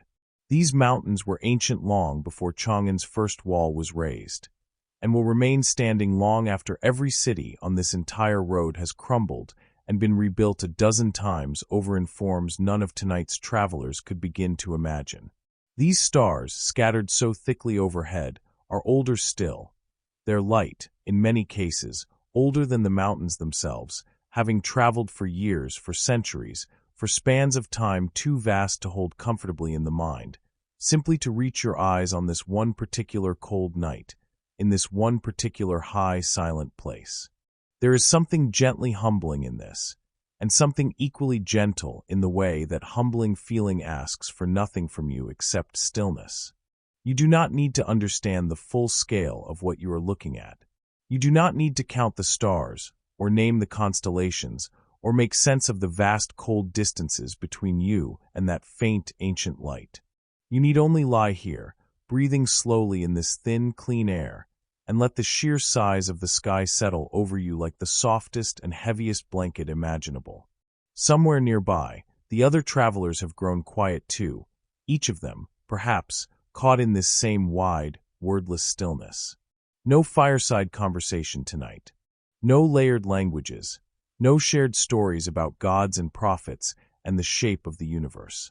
Just this, bodies resting against cold stone, breath rising in slow pale clouds, eyes turned upward toward a sky so full and so vast that words begin to feel unnecessary, even slightly foolish in its presence.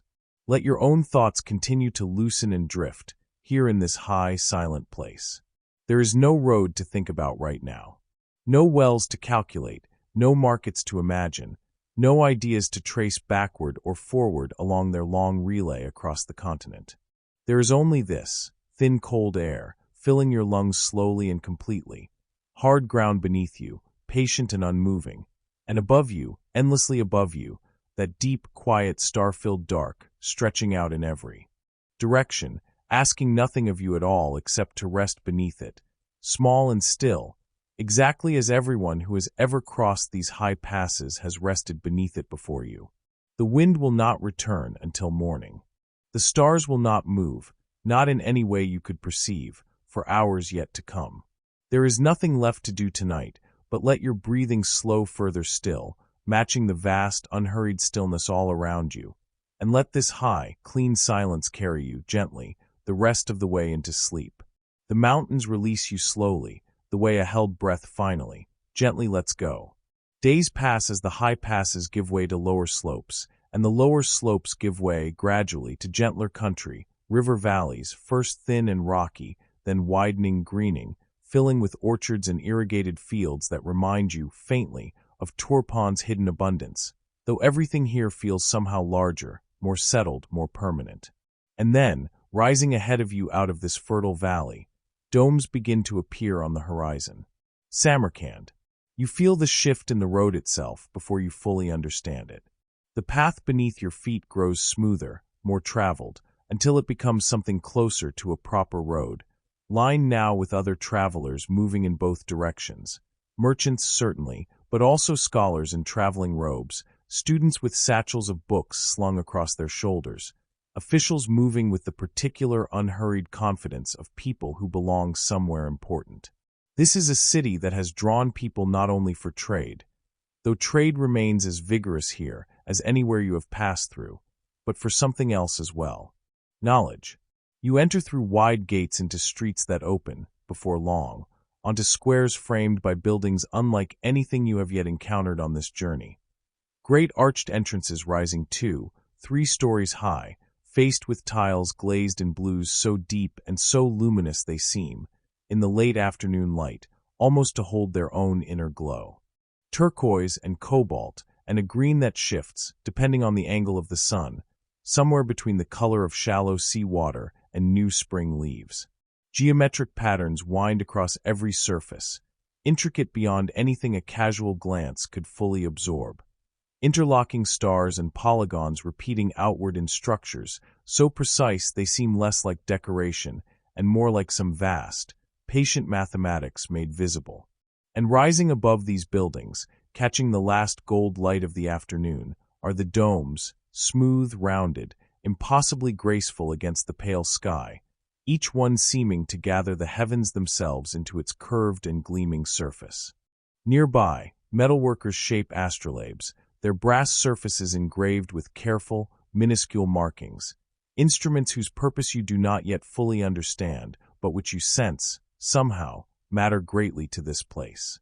Textile merchants display fabrics dyed in the same rich blues that cover the domes above, as though the whole city, sky and cloth and glazed tile alike, has agreed upon a single shared palette.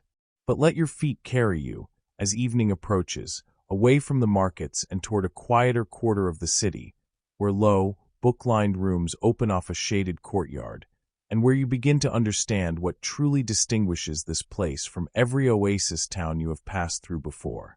This is a house of learning, one of many scattered throughout Samarkand, and further west still, in its sister city of Bukhara, where scholars gather not simply to trade goods, but to trade something far less tangible, and in its own way, far more precious.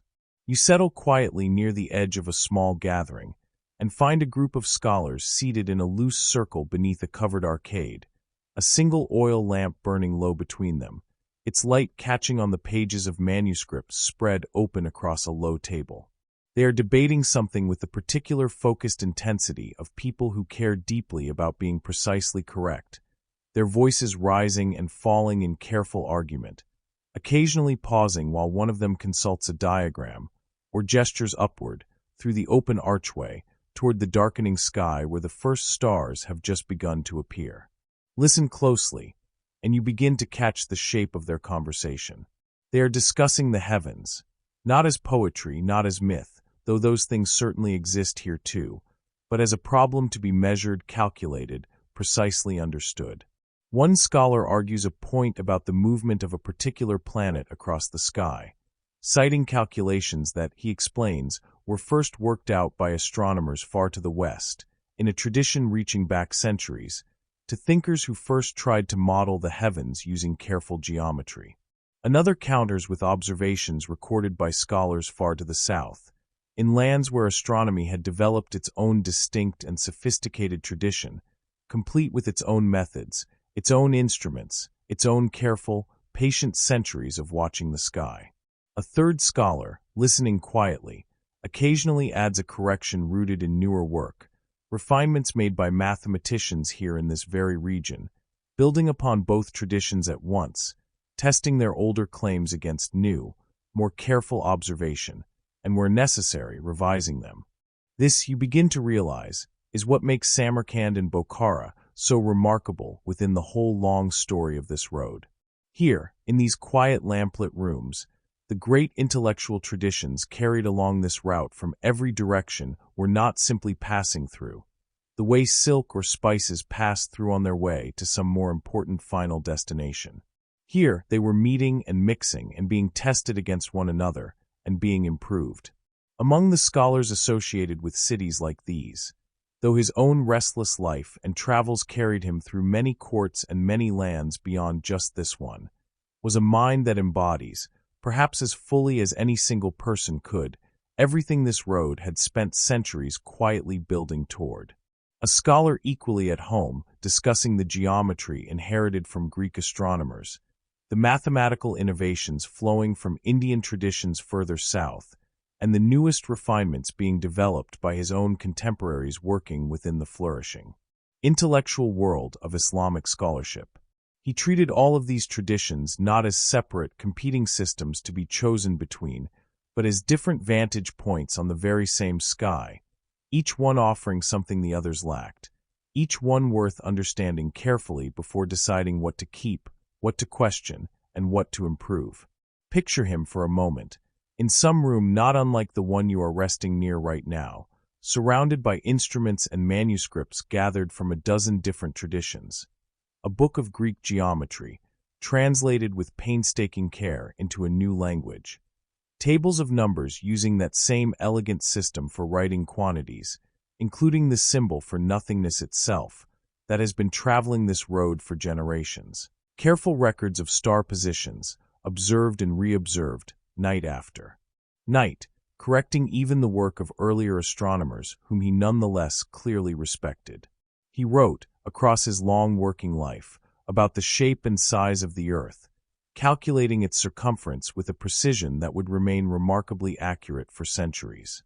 He wrote about distant lands he had traveled through or heard described by merchants passing along roads just like this one, carefully separating what he had confirmed himself from what he had merely been told, always careful, always precise, always willing to say plainly when a question remained unresolved rather than pretending to certainty he did not actually possess.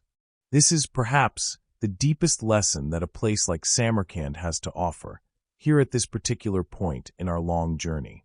Knowledge, carried along this road for centuries now, did not simply move from one place to another, arriving intact and unchanged, the way a sealed jar of medicine might arrive at its final destination exactly as it left its point of origin.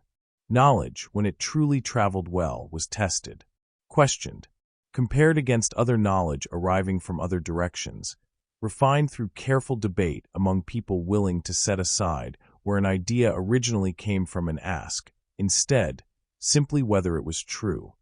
And you understand, resting here in this gentle in-between space, that the scholars gathered around you are engaged, in their own careful way, in something not so very different from what you yourself experienced up in that vast mountain silence. They are looking at the same stars, asking the same old, patient questions about the shape and scale of everything that exists. Only here, instead of simply resting beneath that vastness in silent wonder, they have chosen to spend their lives trying, patiently, carefully, generation after generation, to actually understand it. The lamp between them burns lower now, and their voices, too, have softened, the debate easing into something more like companionable agreement, the kind of quiet, satisfied stillness that settles over any group of people who have spent real effort together working toward a shared understanding. One scholar closes his manuscript carefully. Another glances once more up at the darkening sky, murmurs something too soft for you to catch, and smiles faintly before turning back to his companions. Let your own thoughts settle here, in this warm, book-lined quiet, this gentle hum of careful minds working together across traditions and languages and centuries of accumulated observation. There is nothing you need to solve tonight. No calculation to complete, no debate to resolve. Simply rest here a while longer, in this soft lamplight, beneath this same familiar sky, and let yourself feel the particular, quiet satisfaction of knowledge that has traveled a very long way, through many hands, to arrive, finally, exactly here, tested, refined, and passed forward once more, gently into the dark. Leave the scholars of Samarkand resting now in their book-lined quiet, and let your mind drift backward once more, gently, the way it has drifted several times already tonight, to consider something that had already been unfolding for centuries by the time this particular caravan passed through these gates. A secret, a small, quiet, closely guarded secret, and the slow, patient story of how it finally slipped free. For a very long time, long before tonight's journey, long before even Chang'an's walls had risen in their current form, the making of silk belonged almost entirely to China. Not simply the weaving of it, which many distant lands would eventually learn to imitate in their own way, using their own local threads, but the deeper secret underneath the weaving, the true origin of the thread itself. Because silk, as it turns out, is not spun from some plant. The way linen comes from flax or cotton comes from its soft white boll. Silk begins its life as something far stranger and far more delicate. A small, humble caterpillar, feeding exclusively on the leaves of a particular tree, spins around itself in the quiet privacy of its own transformation, a single unbroken thread of extraordinary fineness, wound round and round into a small, pale cocoon.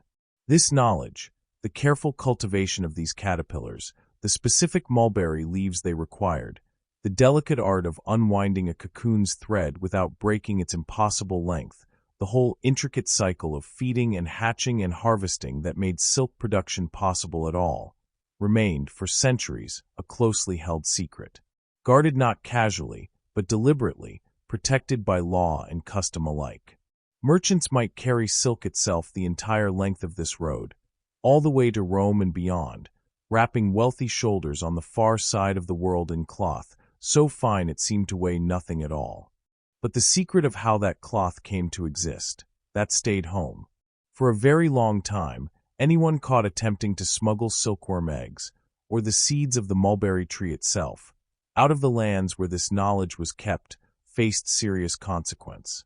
And yet, as this whole long journey has already taught you again and again tonight, no secret carried by human hands stays contained forever. Given enough time, given enough curious minds, given enough travelers willing to take a quiet risk, even the most carefully guarded knowledge eventually finds its way onto the great slow relay of this road. Picture this scene now, resting quietly in your mind the way you might rest beside a low fire on some other night of this journey. Two monks, traveling east some generations before our own particular caravan, associated with a distant Christian empire centered far to the west in a great city built upon the water where two seas nearly meet. These monks had traveled deep into the lands where silk was made, perhaps as part of some longer religious mission, spending enough time there to observe, quietly and carefully, the whole delicate process. The mulberry orchards, the careful tending of the silkworms, the unwinding of the cocoons. And when at last they turned to make the long journey home, they carried with them something far smaller and far more valuable than any bolt of woven cloth. Silkworm eggs, hidden inside the hollow of a walking staff. Let yourself imagine the sheer quiet nerve of it. Not a grand act of daring, not a dramatic chase or narrow escape, but something far smaller and stranger. Two monks walking slowly, patiently, along roads not unlike the very ones you yourself have traveled tonight, carrying inside two ordinary wooden staffs a secret worth more, in its way, than almost anything else moving along this entire road at that time. They would have walked through oasis towns much like Kashgar, rested in caravanserais much like the one you slept in earlier tonight, shared fires and quiet conversation with strangers who had no idea what these two unassuming travelers carried hidden so carefully in their hands. Imagine the particular tension of it, though held, we can trust, with the same calm patience that seemed to mark every stage of this long and careful mission. Nights spent worrying, perhaps, whether the eggs still lived, whether the careful temperature and humidity needed to keep them viable could survive the ordinary hardships of the road. The cold nights in high passes, the dry, punishing heat of desert crossings, the countless small dangers of any journey this long. And yet, somehow, month after month, the secret survived, carried quietly onward, one day's walk at a time, exactly the way silk itself had always traveled this road. Not in one great uninterrupted journey, but in a long, patient relay. Only this time, the relay existed within the careful hands and unhurried footsteps of just these two travelers. Eventually, after a journey whose full length we can only estimate, the monks arrived home, delivering their small, precious cargo to the distant western court that had, it is said, quietly encouraged this whole difficult mission. And there, in gardens and courtyards far from the mulberry orchards where this whole story began, the eggs were hatched, the silkworms fed, the delicate cycle of cultivation begun anew, in a land that had never before been able to produce this remarkable cloth from its own resources. This is a wonderfully small story to rest your mind upon tonight. Not an army, not a conquest, not even a particularly large caravan, but two quiet travelers and a hollow walking staff, patient enough and careful enough to carry an entire industry's worth of knowledge safely across an entire continent. But let your thoughts widen now, a little further still, because the story of silk spread beyond its original home did not happen in this one moment alone. Like so much else on this road, it happened gradually, in overlapping waves, through many different hands, over many different generations. Long before those two monks made their careful journey, the knowledge of sericulture had already begun slipping outward through other quiet channels. It is said, and gently disputed by different tellings, that a princess traveling westward to be married into a distant kingdom carried mulberry seeds and silkworm eggs hidden carefully in the elaborate folds of her headdress, unwilling to leave behind, in her new distant home, the cloth she had always known and loved. Through that oasis kingdom of Khotan, where you yourself once waded, in your imagination, through rivers scattered with jade, silk cultivation is said to have taken root, spreading outward in turn toward India, where new techniques and new varieties of silk would eventually develop their own distinct character. From India, the knowledge continued moving, reaching lands further west still, into Iran, where great centers of silk weaving would eventually rival anything produced in China itself, developing their own patterns, their own techniques, their own particular mastery of dye and weave. And so, by the time silk finally reached the workshops of the Byzantine world, and eventually, through further trade and further quiet transmission, the markets of Rome itself, the cloth being produced was no longer simply Chinese silk, carried the whole distance unchanged. It had become something else. Something transformed, again and again, exactly the way every idea and every craft on this road has been transformed by every set of hands it passed through. Persian silk carried its own unmistakable patterns, its own particular richness of color. Byzantine silk developed its own celebrated techniques, its own symbolic motifs, becoming, in time, treasured in its own right, no longer simply an imitation of a distant original, but a distinct and celebrated tradition all its own. Rest for a moment on the shape of this whole long unfolding. A secret, guarded carefully for centuries in its place of origin, slipping outward gradually through many different quiet channels. A hidden headdress, a hollow walking staff, patient observation and careful memory carried by travelers whose names have mostly been lost to time. Taking root in new soil, again and again, each time transforming a little further from its original form, until what began as a single closely guarded secret became, eventually, an entire shared inheritance, practiced and perfected independently in workshops scattered across an enormous stretch of the world. This, too, you realize, resting quietly here in the dark, is the relay. The same patient, hand-to-hand passing forward that carried silk itself along this road, that carried Buddhist teaching from its southern origins into the temples of Chang'an, that carried mathematical ideas from one distant mind to another across centuries. Even the most carefully guarded knowledge, it seems, eventually finds its way into the great slow current of this road, provided only that someone somewhere cares enough to carry it just one stretch further than they found it. Let your own thoughts settle now around this quiet, understated story.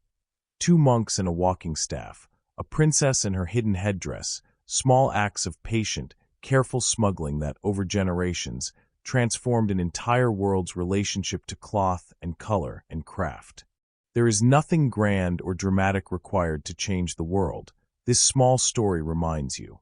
Sometimes, all that is required is quiet patience, a willingness to carry something precious just a little further than expected, and enough trust in the long relay ahead to believe that what you carry will, eventually, find good soil to take root in.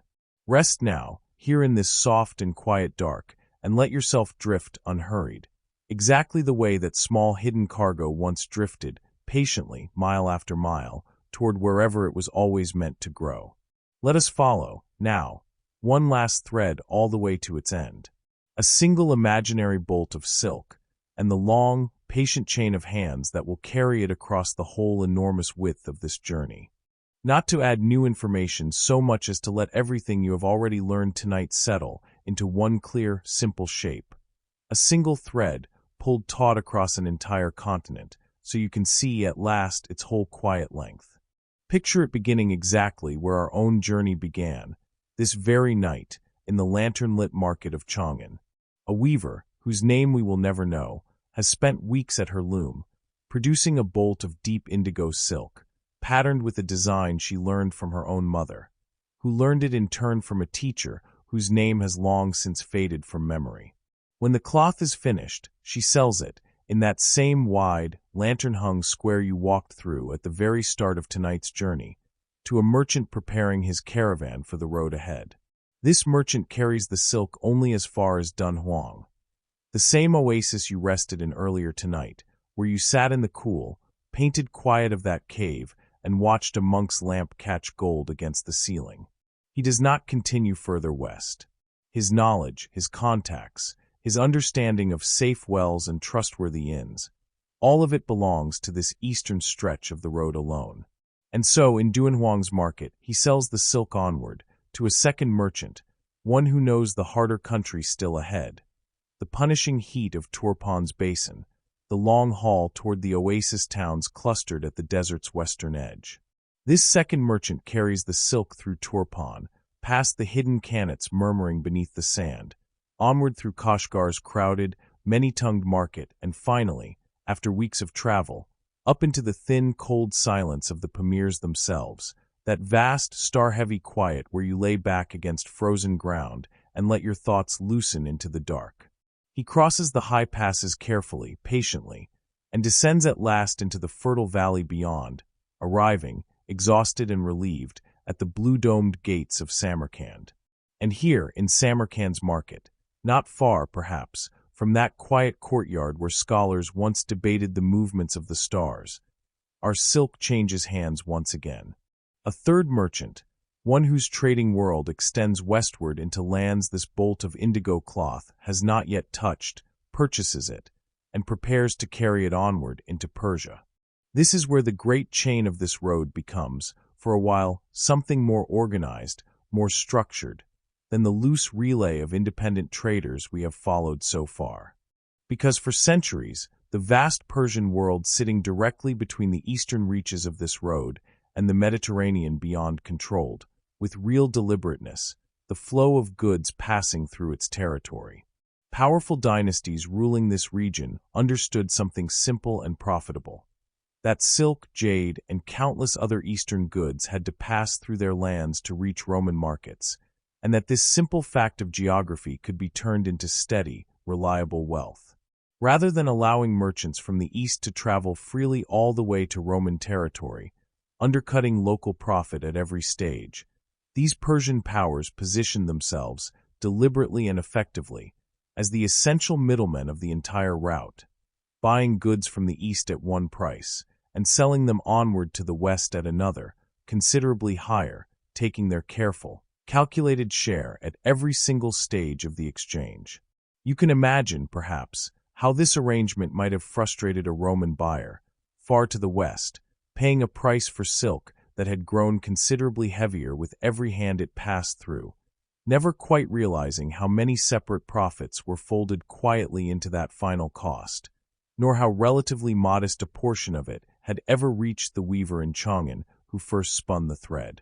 And yet this arrangement, whatever its frustrations, also gave the whole road something it badly needed: stability, security, a recognized, protected system through which goods could reliably pass, generation after generation, without needing every single merchant to personally navigate the full political complexity of every kingdom and territory between one end of the route and the other. So our silk, upon reaching Persian territory, enters this more structured stage of its journey. It travels now under the careful oversight of merchants operating within this well-established trading network, passing through cities whose wealth has been built substantially on exactly this kind of careful middle-position trade. Eventually, it arrives at Ctesiphon, a great capital city sitting near two significant rivers, itself a remarkable meeting point of cultures and trade routes in its own right, though we will not linger there long tonight. Here, the silk changes hands once more, sold onward to merchants whose trading networks extend further west still, toward the Mediterranean world. From Ctesiphon, the road continues, crossing further stretches of land, until eventually it reaches Antioch, a great city sitting near the eastern edge of the Mediterranean Sea, itself one of the largest and most cosmopolitan cities of the entire ancient world, humming with its own layered mixture of peoples and languages, not unlike Chang'an itself, though shaped by an entirely different set of cultures and histories. Here, at last, our silk reaches waters that connect, by ship now rather than by camel, to the wider Roman world beyond. And so, finally, after passing through the hands of merchant after merchant, after crossing deserts and mountains and river valleys, after being bought and sold, and bought again by traders speaking half a dozen different languages, none of whom ever traveled more than a fraction of the whole distance themselves, our bolt of indigo silk arrives, at last, in Rome. Perhaps it is purchased by a wealthy household, cut and sewn into a garment that will be worn to some grand occasion, admired by guests who have no idea, and perhaps no particular interest in knowing, that the cloth draped so elegantly before them began its journey as a caterpillar's careful, patient work, spun into thread by a weaver's skilled hands in a city they will never see, carried across an entire continent by a chain of strangers whose names none of them will ever learn. Rest for a moment on the sheer length of that chain. A weaver in Chang'an, a merchant to Dunhuang, another through Turpan and Kashgar and across the high, silent Pamirs, another still through Samarkand. Persian traders, operating within their careful, structured system, carrying the silk through Ctesiphon toward Antioch. And finally, a final sail, a final journey by ship, delivering the cloth at last to Roman hands. 5, 6, perhaps more separate merchants, none of whom ever met each other, none of whom ever saw more than their own single stretch of this vast continental thread, and yet together, without any grand coordination, without any single guiding vision spanning the whole distance, they accomplished something remarkable. They moved a bolt of cloth across thousands of kilometers, through deserts and mountains and river valleys, through a dozen different kingdoms and a dozen different languages, until it reached a destination its original weaver could not have imagined in any real detail, worn by hands she would never see, admired in a language she would never speak. This, in its most concrete and complete form, is the relay we have been tracing all night. Not an abstract idea now, but a single followable thread, passed hand to hand across the whole width of a continent. And notice, resting here in this quiet final image, how the system depended on something we have circled back to again and again tonight. Trust. Not blind trust, exactly. The Persian middlemen certainly understood their own position and profited from it with careful, deliberate skill, but a kind of practical, working trust nonetheless. Trust that a merchant handing off his silk in a market he would never revisit would receive fair payment. Trust that the next trader down the line understood his own portion of the road well enough to carry the cargo safely onward. Trust that the whole invisible chain, stretching far beyond what any single participant could see or verify, would somehow hold together, link by careful link, all the way to its final destination. It always did. Not perfectly, not without loss or misfortune along certain stretches, but reliably enough, faithfully enough, across enough centuries, that an entire world's worth of exchange, silk and jade, faith and philosophy, mathematics and medicine, continued flowing steadily along this same vast, patient network, carried always by people who could see only their own small portion of a journey, whose true beginning and true end lay far beyond what their own eyes would ever witness. Let this final image settle over you now, complete and whole. A single bolt of cloth, and the 6 or 7 quiet strangers who carried it, one small stretch at a time, all the way across the known world. You do not need to hold on to the names of the cities any longer: Chang'an, Dunhuang, Samarkand, Ctesiphon, Antioch, Rome. Simply let the shape of the whole journey rest in your mind, one long unbroken thread, made possible only by many short, faithful acts of carrying something forward. Rest now in the quiet stillness at the very end of that thread, and let sleep carry you the rest of the way, gently, exactly as this cloth was carried, hand to hand, across the vast and patient dark. Let everything you have carried through tonight's long journey settle now, gently, into a single wide and quiet understanding. Not a new place this time, no fresh city or mountain pass to enter, but simply a moment of rest, here at the conceptual heart of everything this road has shown you, where all the separate threads we have followed finally come together, softly, like many small streams merging at last into one slow, wide river. Because by now, resting so deep into this long night's journey, you have surely noticed something that runs beneath every single story we have told. This road was never simply a trade route, however remarkable its trade in silk and jade and porcelain truly was. Somewhere along the way, gradually, without any single moment marking the change, it became something more. A corridor of wisdom, stretching the entire width of the known world, carrying with it the accumulated thought of nearly every great tradition of learning that existed across that vast distance. Think back, now gently, over everything this corridor has carried.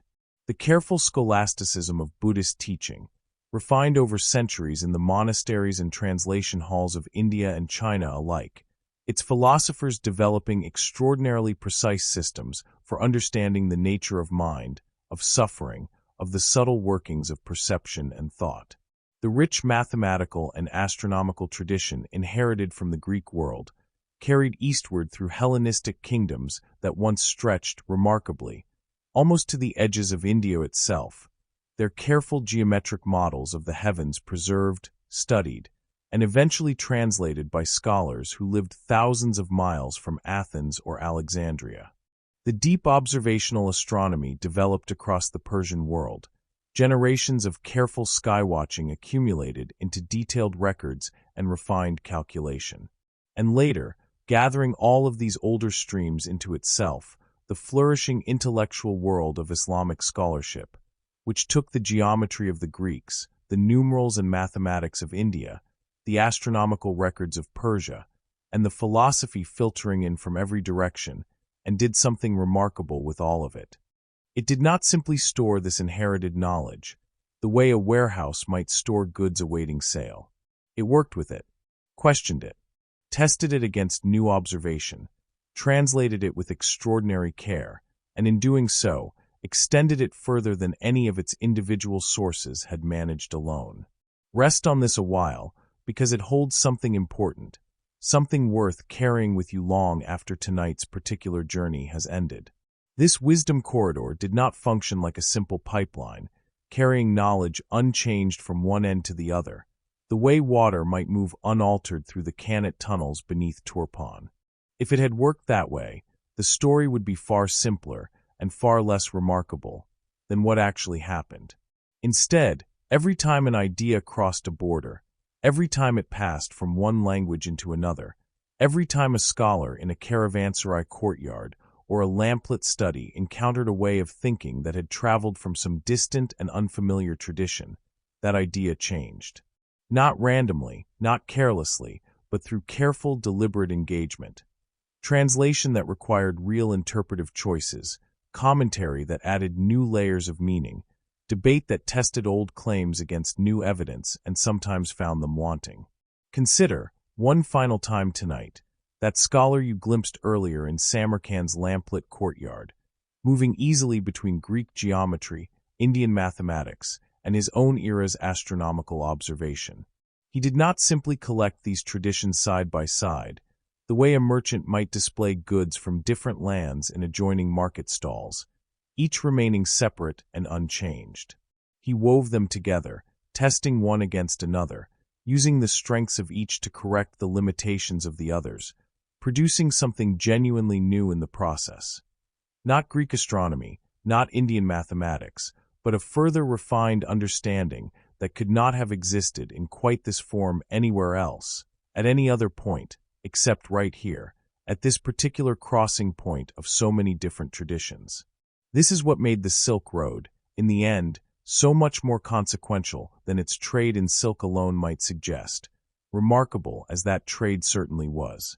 A bolt of cloth, however finely woven, remains largely what it was when it began its journey, indigo silk in Chang'an becoming, eventually, indigo silk worn in Rome, changed perhaps in price and context, but not fundamentally transformed in its essential nature.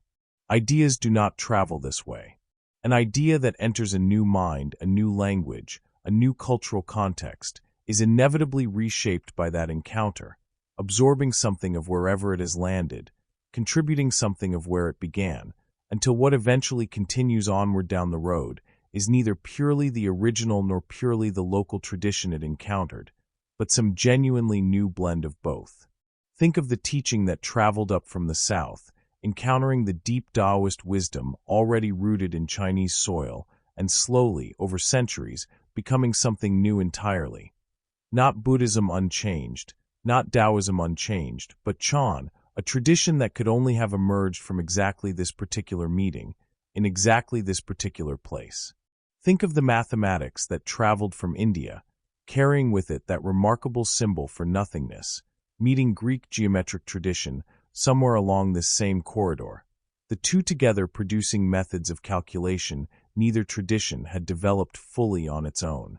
Think of that scholar in Samarkand gathering Greek, Indian, and Persian astronomical knowledge into his own careful, patient synthesis, extending humanity's understanding of the heavens a little further than any single tradition, working in isolation, could have managed alone. This is the deepest truth this whole long night's journey has been quietly building toward. Wisdom, moving along this road, was never simply preserved. It was translated, and in being translated, it was transformed. It was questioned, and in being questioned, it was strengthened or revised, or occasionally set gently aside in favor of some better understanding encountered from a different direction. Every border crossed, every language bridged, every caravanserai conversation shared between strangers holding different beliefs became, in its own small way, a kind of quiet laboratory, where inherited knowledge met fresh perspective, and something new, however incremental, however modest, was allowed to emerge. There is something profoundly hopeful resting inside this understanding, something worth holding on to gently as you drift now toward the last stretches of tonight's journey. Because it suggests that difference, encountered patiently and with genuine curiosity rather than fear, does not dilute wisdom. It deepens it. The scholars debating beneath Samarkand's domes did not become confused or diminished by holding Greek geometry alongside Indian mathematics, alongside their own careful new observations. They became sharper, more precise, more capable of seeing clearly, precisely because they were willing to test their own inherited assumptions against traditions that had developed independently in some distant corner of this same vast, connected world. This road, then, this whole long thread we have followed tonight from Chang'an's lantern-lit market all the way to Rome's distant hills, was never simply a route for silk, however beautiful that silk may have been. It was a slow, patient, centuries-long conversation, conducted not through any single grand debate, but through countless small exchanges, countless quiet translations, countless caravanserai evenings where strangers, resting together beneath the same wide sky, found themselves willing to listen carefully to a way of understanding the world that differed from their own. It did not simply store this inherited knowledge, the way a warehouse might store goods awaiting sale. It worked with it, questioned it, tested it against new observation, translated it with extraordinary care, and in doing so, extended it further than any of its individual sources had managed alone. Rest on this a while, because it holds something important, something worth carrying with you long after tonight's particular journey has ended. This wisdom corridor did not function like a simple pipeline, carrying knowledge unchanged from one end to the other, the way water might move unaltered through the Cannet tunnels beneath Turpan. If it had worked that way, the story would be far simpler and far less remarkable than what actually happened. Instead, every time an idea crossed a border, every time it passed from one language into another, every time a scholar in a caravanserai courtyard or a lamplit study encountered a way of thinking that had traveled from some distant and unfamiliar tradition, that idea changed. Not randomly, not carelessly, but through careful, deliberate engagement. Translation that required real interpretive choices, commentary that added new layers of meaning, debate that tested old claims against new evidence and sometimes found them wanting. Consider, one final time tonight, that scholar you glimpsed earlier in Samarkand's lamplit courtyard, moving easily between Greek geometry, Indian mathematics, and his own era's astronomical observation. He did not simply collect these traditions side by side, the way a merchant might display goods from different lands in adjoining market stalls, each remaining separate and unchanged. He wove them together, testing one against another, using the strengths of each to correct the limitations of the others, producing something genuinely new in the process. Not Greek astronomy, not Indian mathematics, but a further refined understanding that could not have existed in quite this form anywhere else, at any other point, except right here, at this particular crossing point of so many different traditions.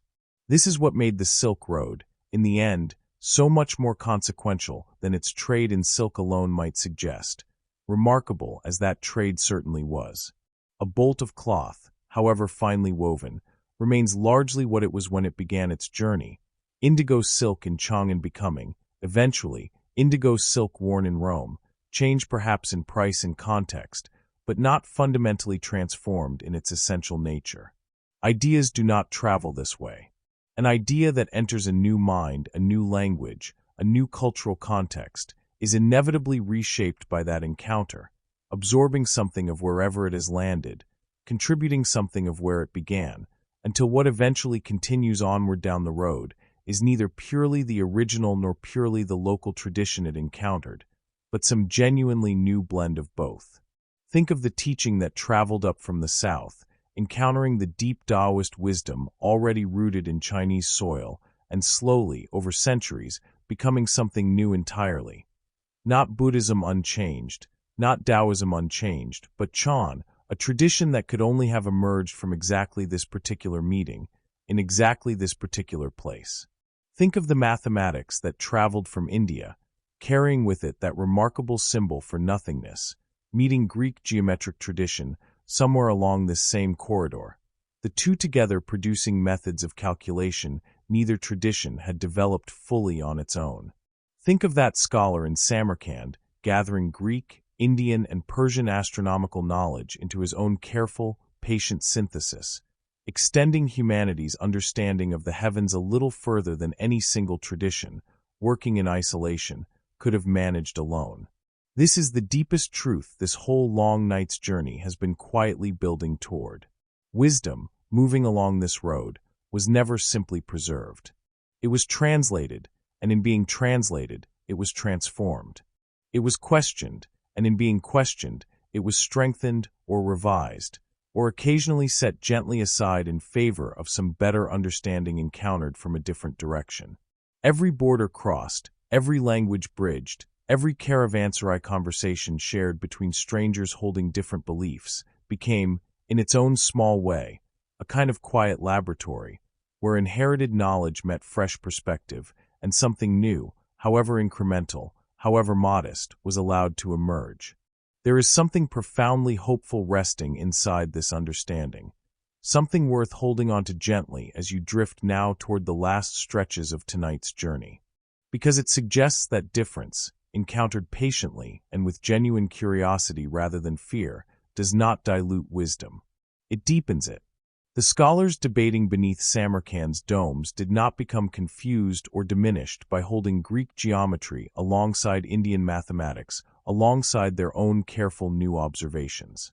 They became sharper, more precise, more capable of seeing clearly, precisely because they were willing to test their own inherited assumptions against traditions that had developed independently in some distant corner of this same vast, connected world. This road, then, this whole long thread we have followed tonight from Chang'an's lantern-lit market all the way to Rome's distant hills, was never simply a route for silk, however beautiful that silk may have been. It was a slow, patient, centuries-long conversation, conducted not through any single grand debate, but through countless small exchanges, countless quiet translations, countless caravanserai evenings where strangers, resting together beneath the same wide sky, found themselves willing to listen carefully to a way of understanding the world that differed from their own. And what that conversation produced, gradually, across all those centuries, was something no single tradition, however brilliant, could ever have produced entirely alone. A wisdom corridor, a vast, invisible library, stretching the whole width of the known world, its true treasures never fully contained in any one city's collection, never fully understood by any one scholar's lifetime of careful study, but existing instead in the accumulated, ever-transforming relay of minds meeting minds, tradition meeting tradition, one small, careful exchange at a time. Let this settle over you now, wide and quiet, the way the night sky settled over you in the high stillness of the Pamirs. You do not need to hold every detail of this vast corridor in your mind. You need only rest for these final drifting moments inside the simple, spacious understanding that wisdom, wherever it exists in this world, has almost never traveled alone. It has always needed carriers, willing to walk it one stretch further than they found it. It has always needed translators, willing to render it carefully into new and unfamiliar words. And it has always needed, perhaps most of all, minds willing to rest together for one quiet evening beside a shared fire and listen. Rest now, in that same spirit, here at the very heart of everything tonight's road has shown you. Let your thoughts loosen and settle and drift unhurried, the way every good idea on this road has always drifted, patiently, gently, from one open mind to the next, all the way, at last, into sleep. Rest a little longer here in this soft quiet, and let us look, gently and only briefly, at something this road carried that was neither silk nor wisdom. It is not a heavy thing to hold, if you hold it lightly, the way you might hold the memory of a cloud passing briefly over an otherwise clear sky. But it belongs to this story too, honestly, and honesty has its own kind of peace. The very things that made this road remarkable, its closeness, its constant movement of people between distant worlds, its caravanserais filled nightly with travelers from a dozen different lands, breathing the same air, drinking from the same wells, carried a cost alongside their gift. Connection, it turns out, moves both ways. What travels easily between people also includes what neither of them can see. Sometime after the era of our own quiet caravan, disease began moving along these same well-worn routes, the way everything else has moved along them tonight, slowly, from one town to the next, from one traveler to another, carried unknowingly in the ordinary course of trade. A great sickness eventually reached the Roman world this way, arriving along paths shaped by the very trade this road made possible, and its cost was enormous. Some 5 million lives, historians now believe, were lost to it. There is no need to dwell here, or let this thought sharpen into anything unsettling. Simply let it rest beside everything else you have carried tonight, as one honest thread among the many. The same openness that let a teaching soften and bloom into something new in a foreign land, that let a monk's small hidden cargo become an entire craft practiced across continents, that let strangers share fire and story in a caravanserai courtyard, that same openness meant nothing could be kept perfectly separate. Not silk, not wisdom, not sickness. This is simply what it means for the world to be connected. Not an untroubled gift, but a real one weighted, like most real things, with both light and shadow together. Let your breath settle now, slow and even, and let this thought pass through you gently, without lingering. The road continues on ahead, as it always has, carrying forward both its burdens and its blessings, the way every long journey eventually must. Rest now, and let the night carry you onward. Let the weight of that last, quiet thought drift away now, like smoke dispersing into open air, and let yourself return to the road itself, to the long, steady rhythm that has carried you this whole way. Antioch lies ahead now, and beyond it, something entirely new to this journey. Water. Not the narrow, precious water of a desert well, not the hidden, murmuring water beneath Turpan's sands, but water on a scale you have not yet encountered tonight. The sea. You feel the change in the air first, before you see anything at all. The dry, mineral scent of inland roads begins to soften, replaced by something cooler, damper, faintly salt. A breeze reaches you that moves differently than the desert winds you have grown accustomed to, steadier, somehow, less like breath and more like a slow, continuous exhale, carrying with it a scent you cannot quite name yet, something briny and clean and entirely unfamiliar after so many weeks of stone and sand. Antioch itself spreads out below you as you descend from the last low hills, a great harbor city humming with its own particular energy, layered atop the older, quieter rhythms of the overland caravans that have carried you this far. And then, rounding a final bend in the road, the sea itself opens before you, vast and pale silver blue in the fading afternoon light, stretching out toward a horizon that curves gently away, further than your eyes can follow. You make your way down toward the harbor, and here, the whole texture of the journey shifts beneath your feet. Gone is the packed earth and drifting sand of the overland road. In its place, marble pale, smooth, worn to a soft sheen by centuries of footsteps, cool even in the day's remaining warmth. The harbor itself curves in a long, graceful arc, lined with stone quays where ships rest at anchor, their tall masts swaying gently, almost imperceptibly, with the slow breathing of the water beneath them. The sounds here are new too, layered over the familiar creak of loaded carts and the low murmur of many languages. The rhythmic slap of small waves against stone. The deep, resonant groan of heavy timber hulls shifting against their moorings. The sharp calls of dockworkers coordinating some careful, coordinated effort, hauling on thick, coiled ropes that run up toward masts high overhead. Somewhere nearby, canvas sail, not yet furled, ripples once in a passing gust, a soft, heavy sound like a held breath being slowly released. You walk along the quay, past great stacks of goods waiting their turn to be loaded. Wooden crates, their rough planks still faintly fragrant with resin, stamped or marked in ways that speak of careful inventory, careful accounting. Amphories stand in long, orderly rows, their curved clay bodies holding oil, or wine, or something else entirely, each one sealed carefully against the journey ahead. And here, too, though you would not necessarily recognize it without knowing what to look for, are goods that have traveled the whole long overland distance you yourself have just crossed, bundles of raw silk, carefully wrapped, waiting now for a different kind of journey than the one that brought them this far. Because here, at the edge of the Mediterranean, the nature of travel itself changes. The overland road, with its camels and caravanserais, its wells and oases, its slow, patient rhythm of dawn departure and evening rest, gives way now to something governed by entirely different forces. Wind, current, the particular skill of sailors who read the sky and the water the way the desert caravan drivers read the shape of dunes and the reliability of distant wells. You find yourself near a particular ship being loaded for departure, and you pause to watch.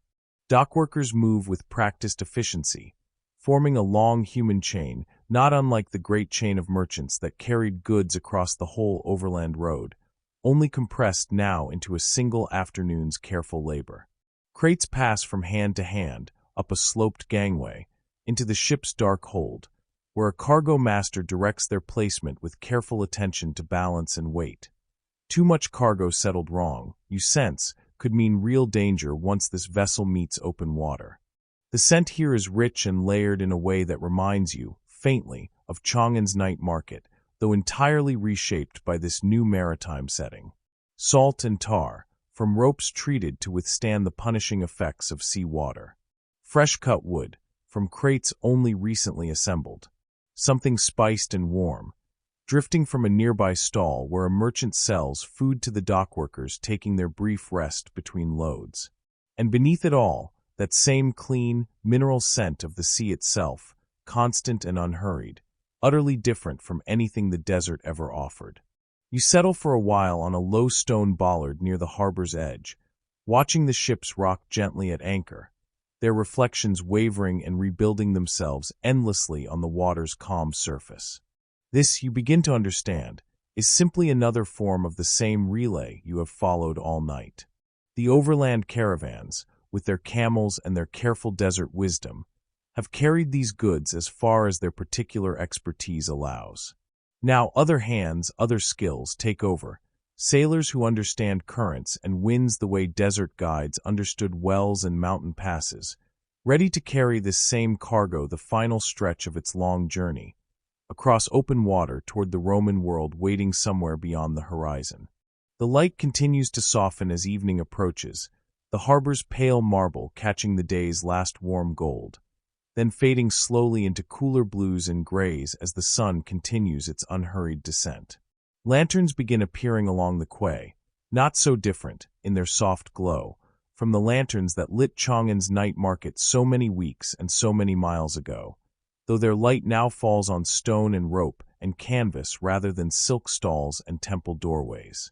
A ship nearby completes its loading, and you watch as the final ropes are cast off, the vessel easing slowly away from the quay, its sail catching the evening breeze with a soft, satisfied sound, filling gently outward like a held breath finally released. It moves out across the darkening water, unhurried, patient, following the same rhythm of departure that has marked every stage of this whole long journey.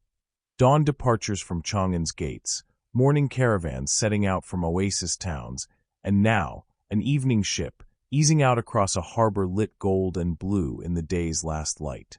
Rest here a while, on this cool stone edge, and let the gentle rocking motion of the anchored ship settle into your own breathing.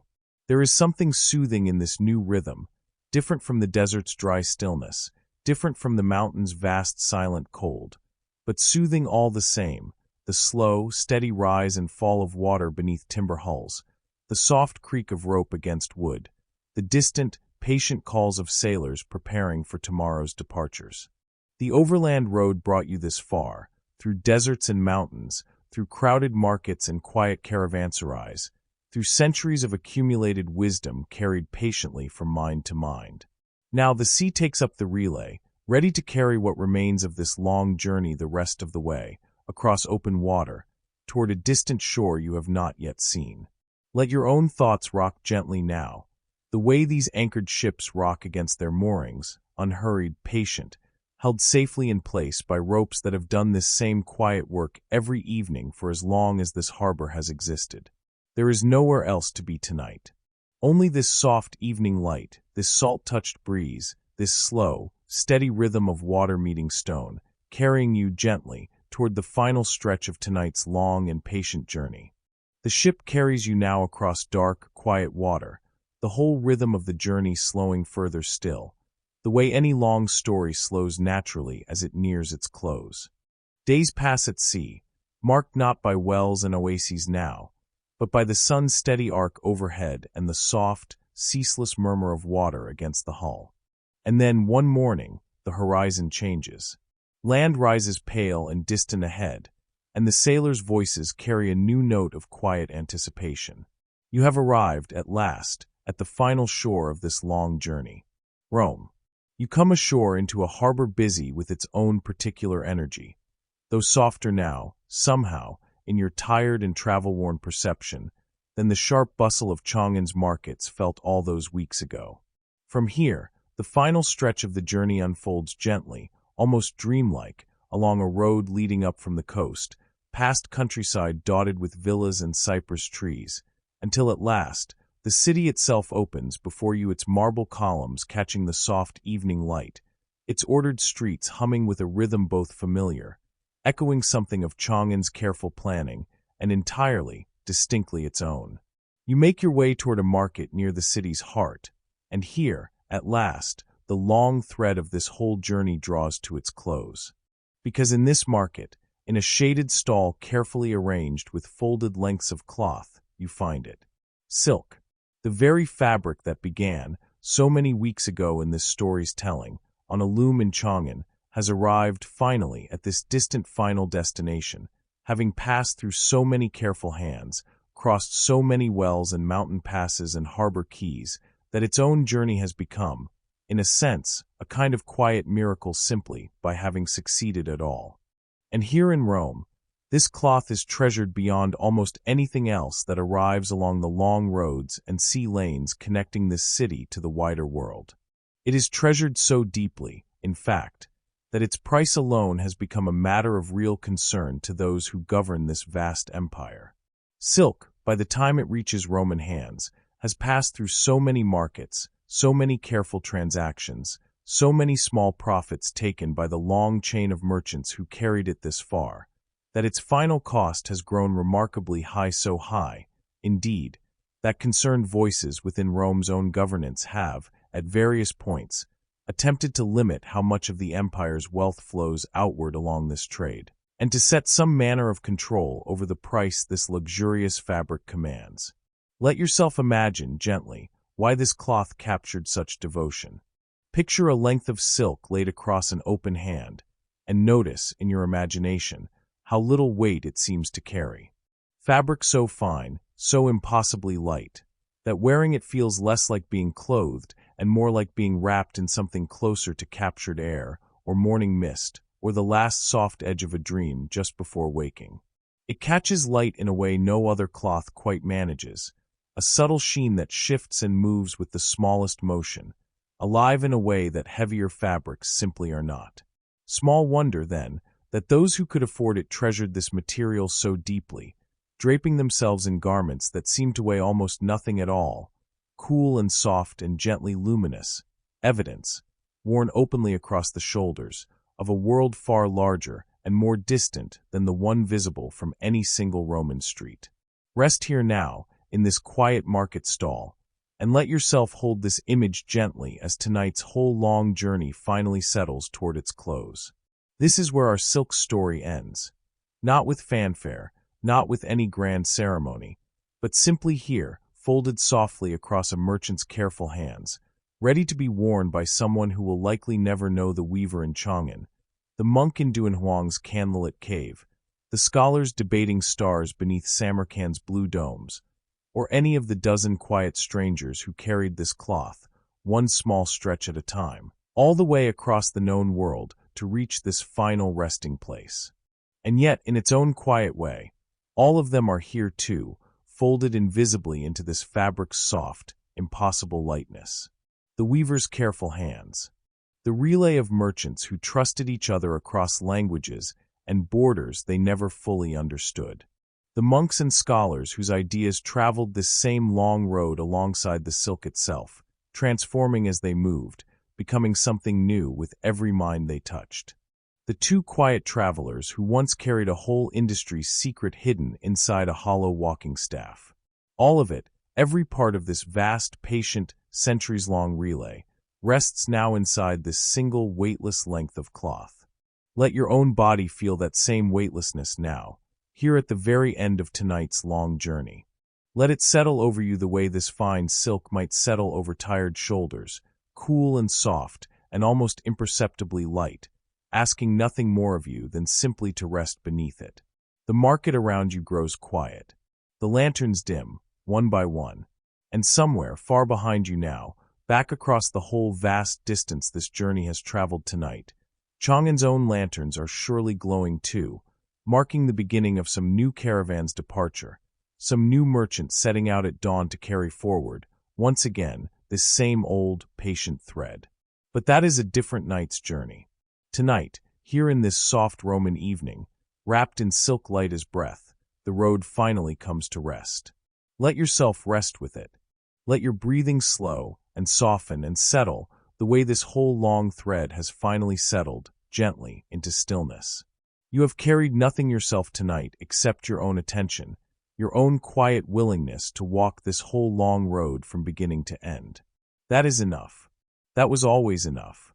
Let it go now, gently, the way every good traveler eventually lets go of the road behind them, trusting simply that the journey was worth taking, and that rest at the end of it is well and fully earned. Sleep now. The road will still be there, patient and unhurried, whenever you're ready to walk it again.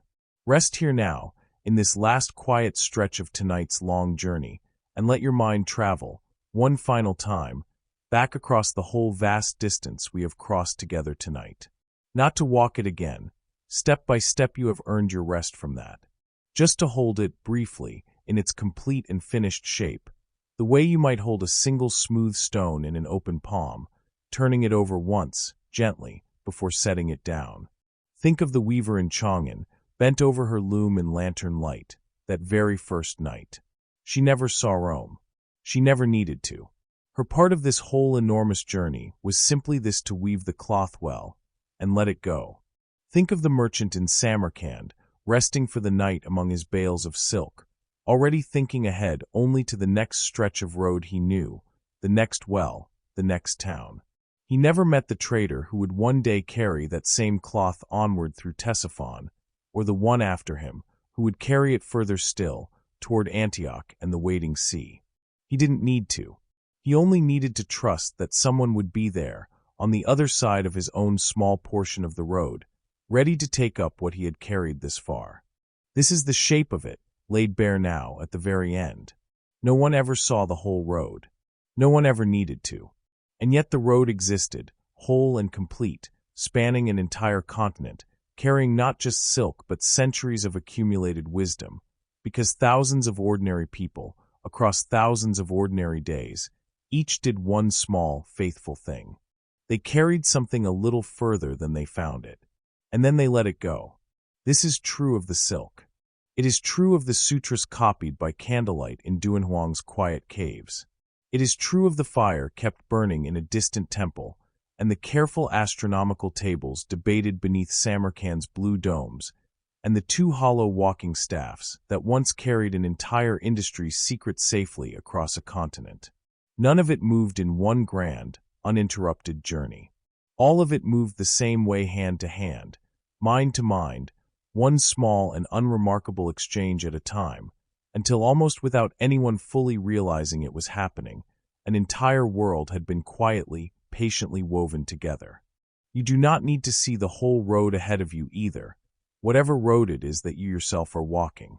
You only need to carry forward what has been placed gently in your hands, a little further than you found it, and then, when the time comes, let it go, trusting that someone else, somewhere ahead, unseen and unknown to you, will be there to receive it. That trust was always enough. It carried silk across deserts. It carried whole philosophies across mountain passes and open seas. It carried the quiet, accumulated wisdom of an entire world from one distant mind to another, century after century, without any single traveler ever needing to understand more than their own small, faithful part. Let your breathing settle now, slow and even, into that same quiet trust. There is nothing more to carry tonight. Only this, the last soft light of a journey completed, the whole long thread finally, gently at rest. Sleep now. You have carried this far enough. Stay here now, in this last soft place, where nothing more is asked of you. The Roman market has gone quiet behind you, its lanterns burning low, and somewhere beyond it, you can still feel the harbor, patient and close, holding its ships gently against the dark water. Let your mind rest there a while. Warehouses along the quay, lit faintly from within, their doors half open, the last of the day's crates stacked neat and still inside. Rope, coiled and heavy, cool against stone. The soft, unhurried creak of timber settling for the night. And beyond all of it, that steady sea breeze, moving the way it has moved all evening, unbothered, endless, carrying with it the faint, clean scent of open water. Somewhere far behind that water, past a shore you can no longer quite picture, lies the whole rest of the road. The mountains and their thin cold air. The vast, star-crowded dark you rested beneath in the high silence of the Pamirs, distant now, softened into something more like memory than place. If you reach for it, you can still feel a trace of that stillness. Not the stars themselves anymore, just the hush they left behind. And somewhere further back still, past mountains, past desert, a caravan is moving, right now in the dark, the way caravans have always moved along this road. Slow, steady, dawn to rest to evening well, and dawn again. That old, unhurried rhythm, continuing quietly on, whether you are watching it or not. You do not need to follow it any further tonight. Let your breathing find that same rhythm instead. Slow, even, unhurried, in like a caravan setting out at first light. And out, long and easy, like a ship easing free of harbor at dusk. Everything this road has carried tonight is still moving, somewhere, even now. A thought passed quietly between two strangers at a caravanserai fire, still traveling on, in someone else's mind, long after the two who first spoke it have gone their separate ways. A teaching, translated once, gently reshaped, still settling into new minds not yet born when it first began its journey. None of it required its first thinker to see where it would finally come to rest.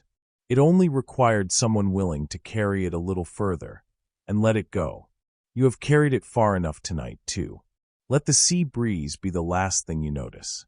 Soft, constant, carrying nothing more than itself. Let the warehouse lanterns dim, one by one, until only the faintest gold remains. Let the ropes go still. Let the water settle. The road will still be here. Patient, unhurried, exactly where you left it. For now there is only this. Quiet water, fading light, and sleep, arriving gently, the way every good thing on this long road has always arrived, carried softly forward, one last time into rest.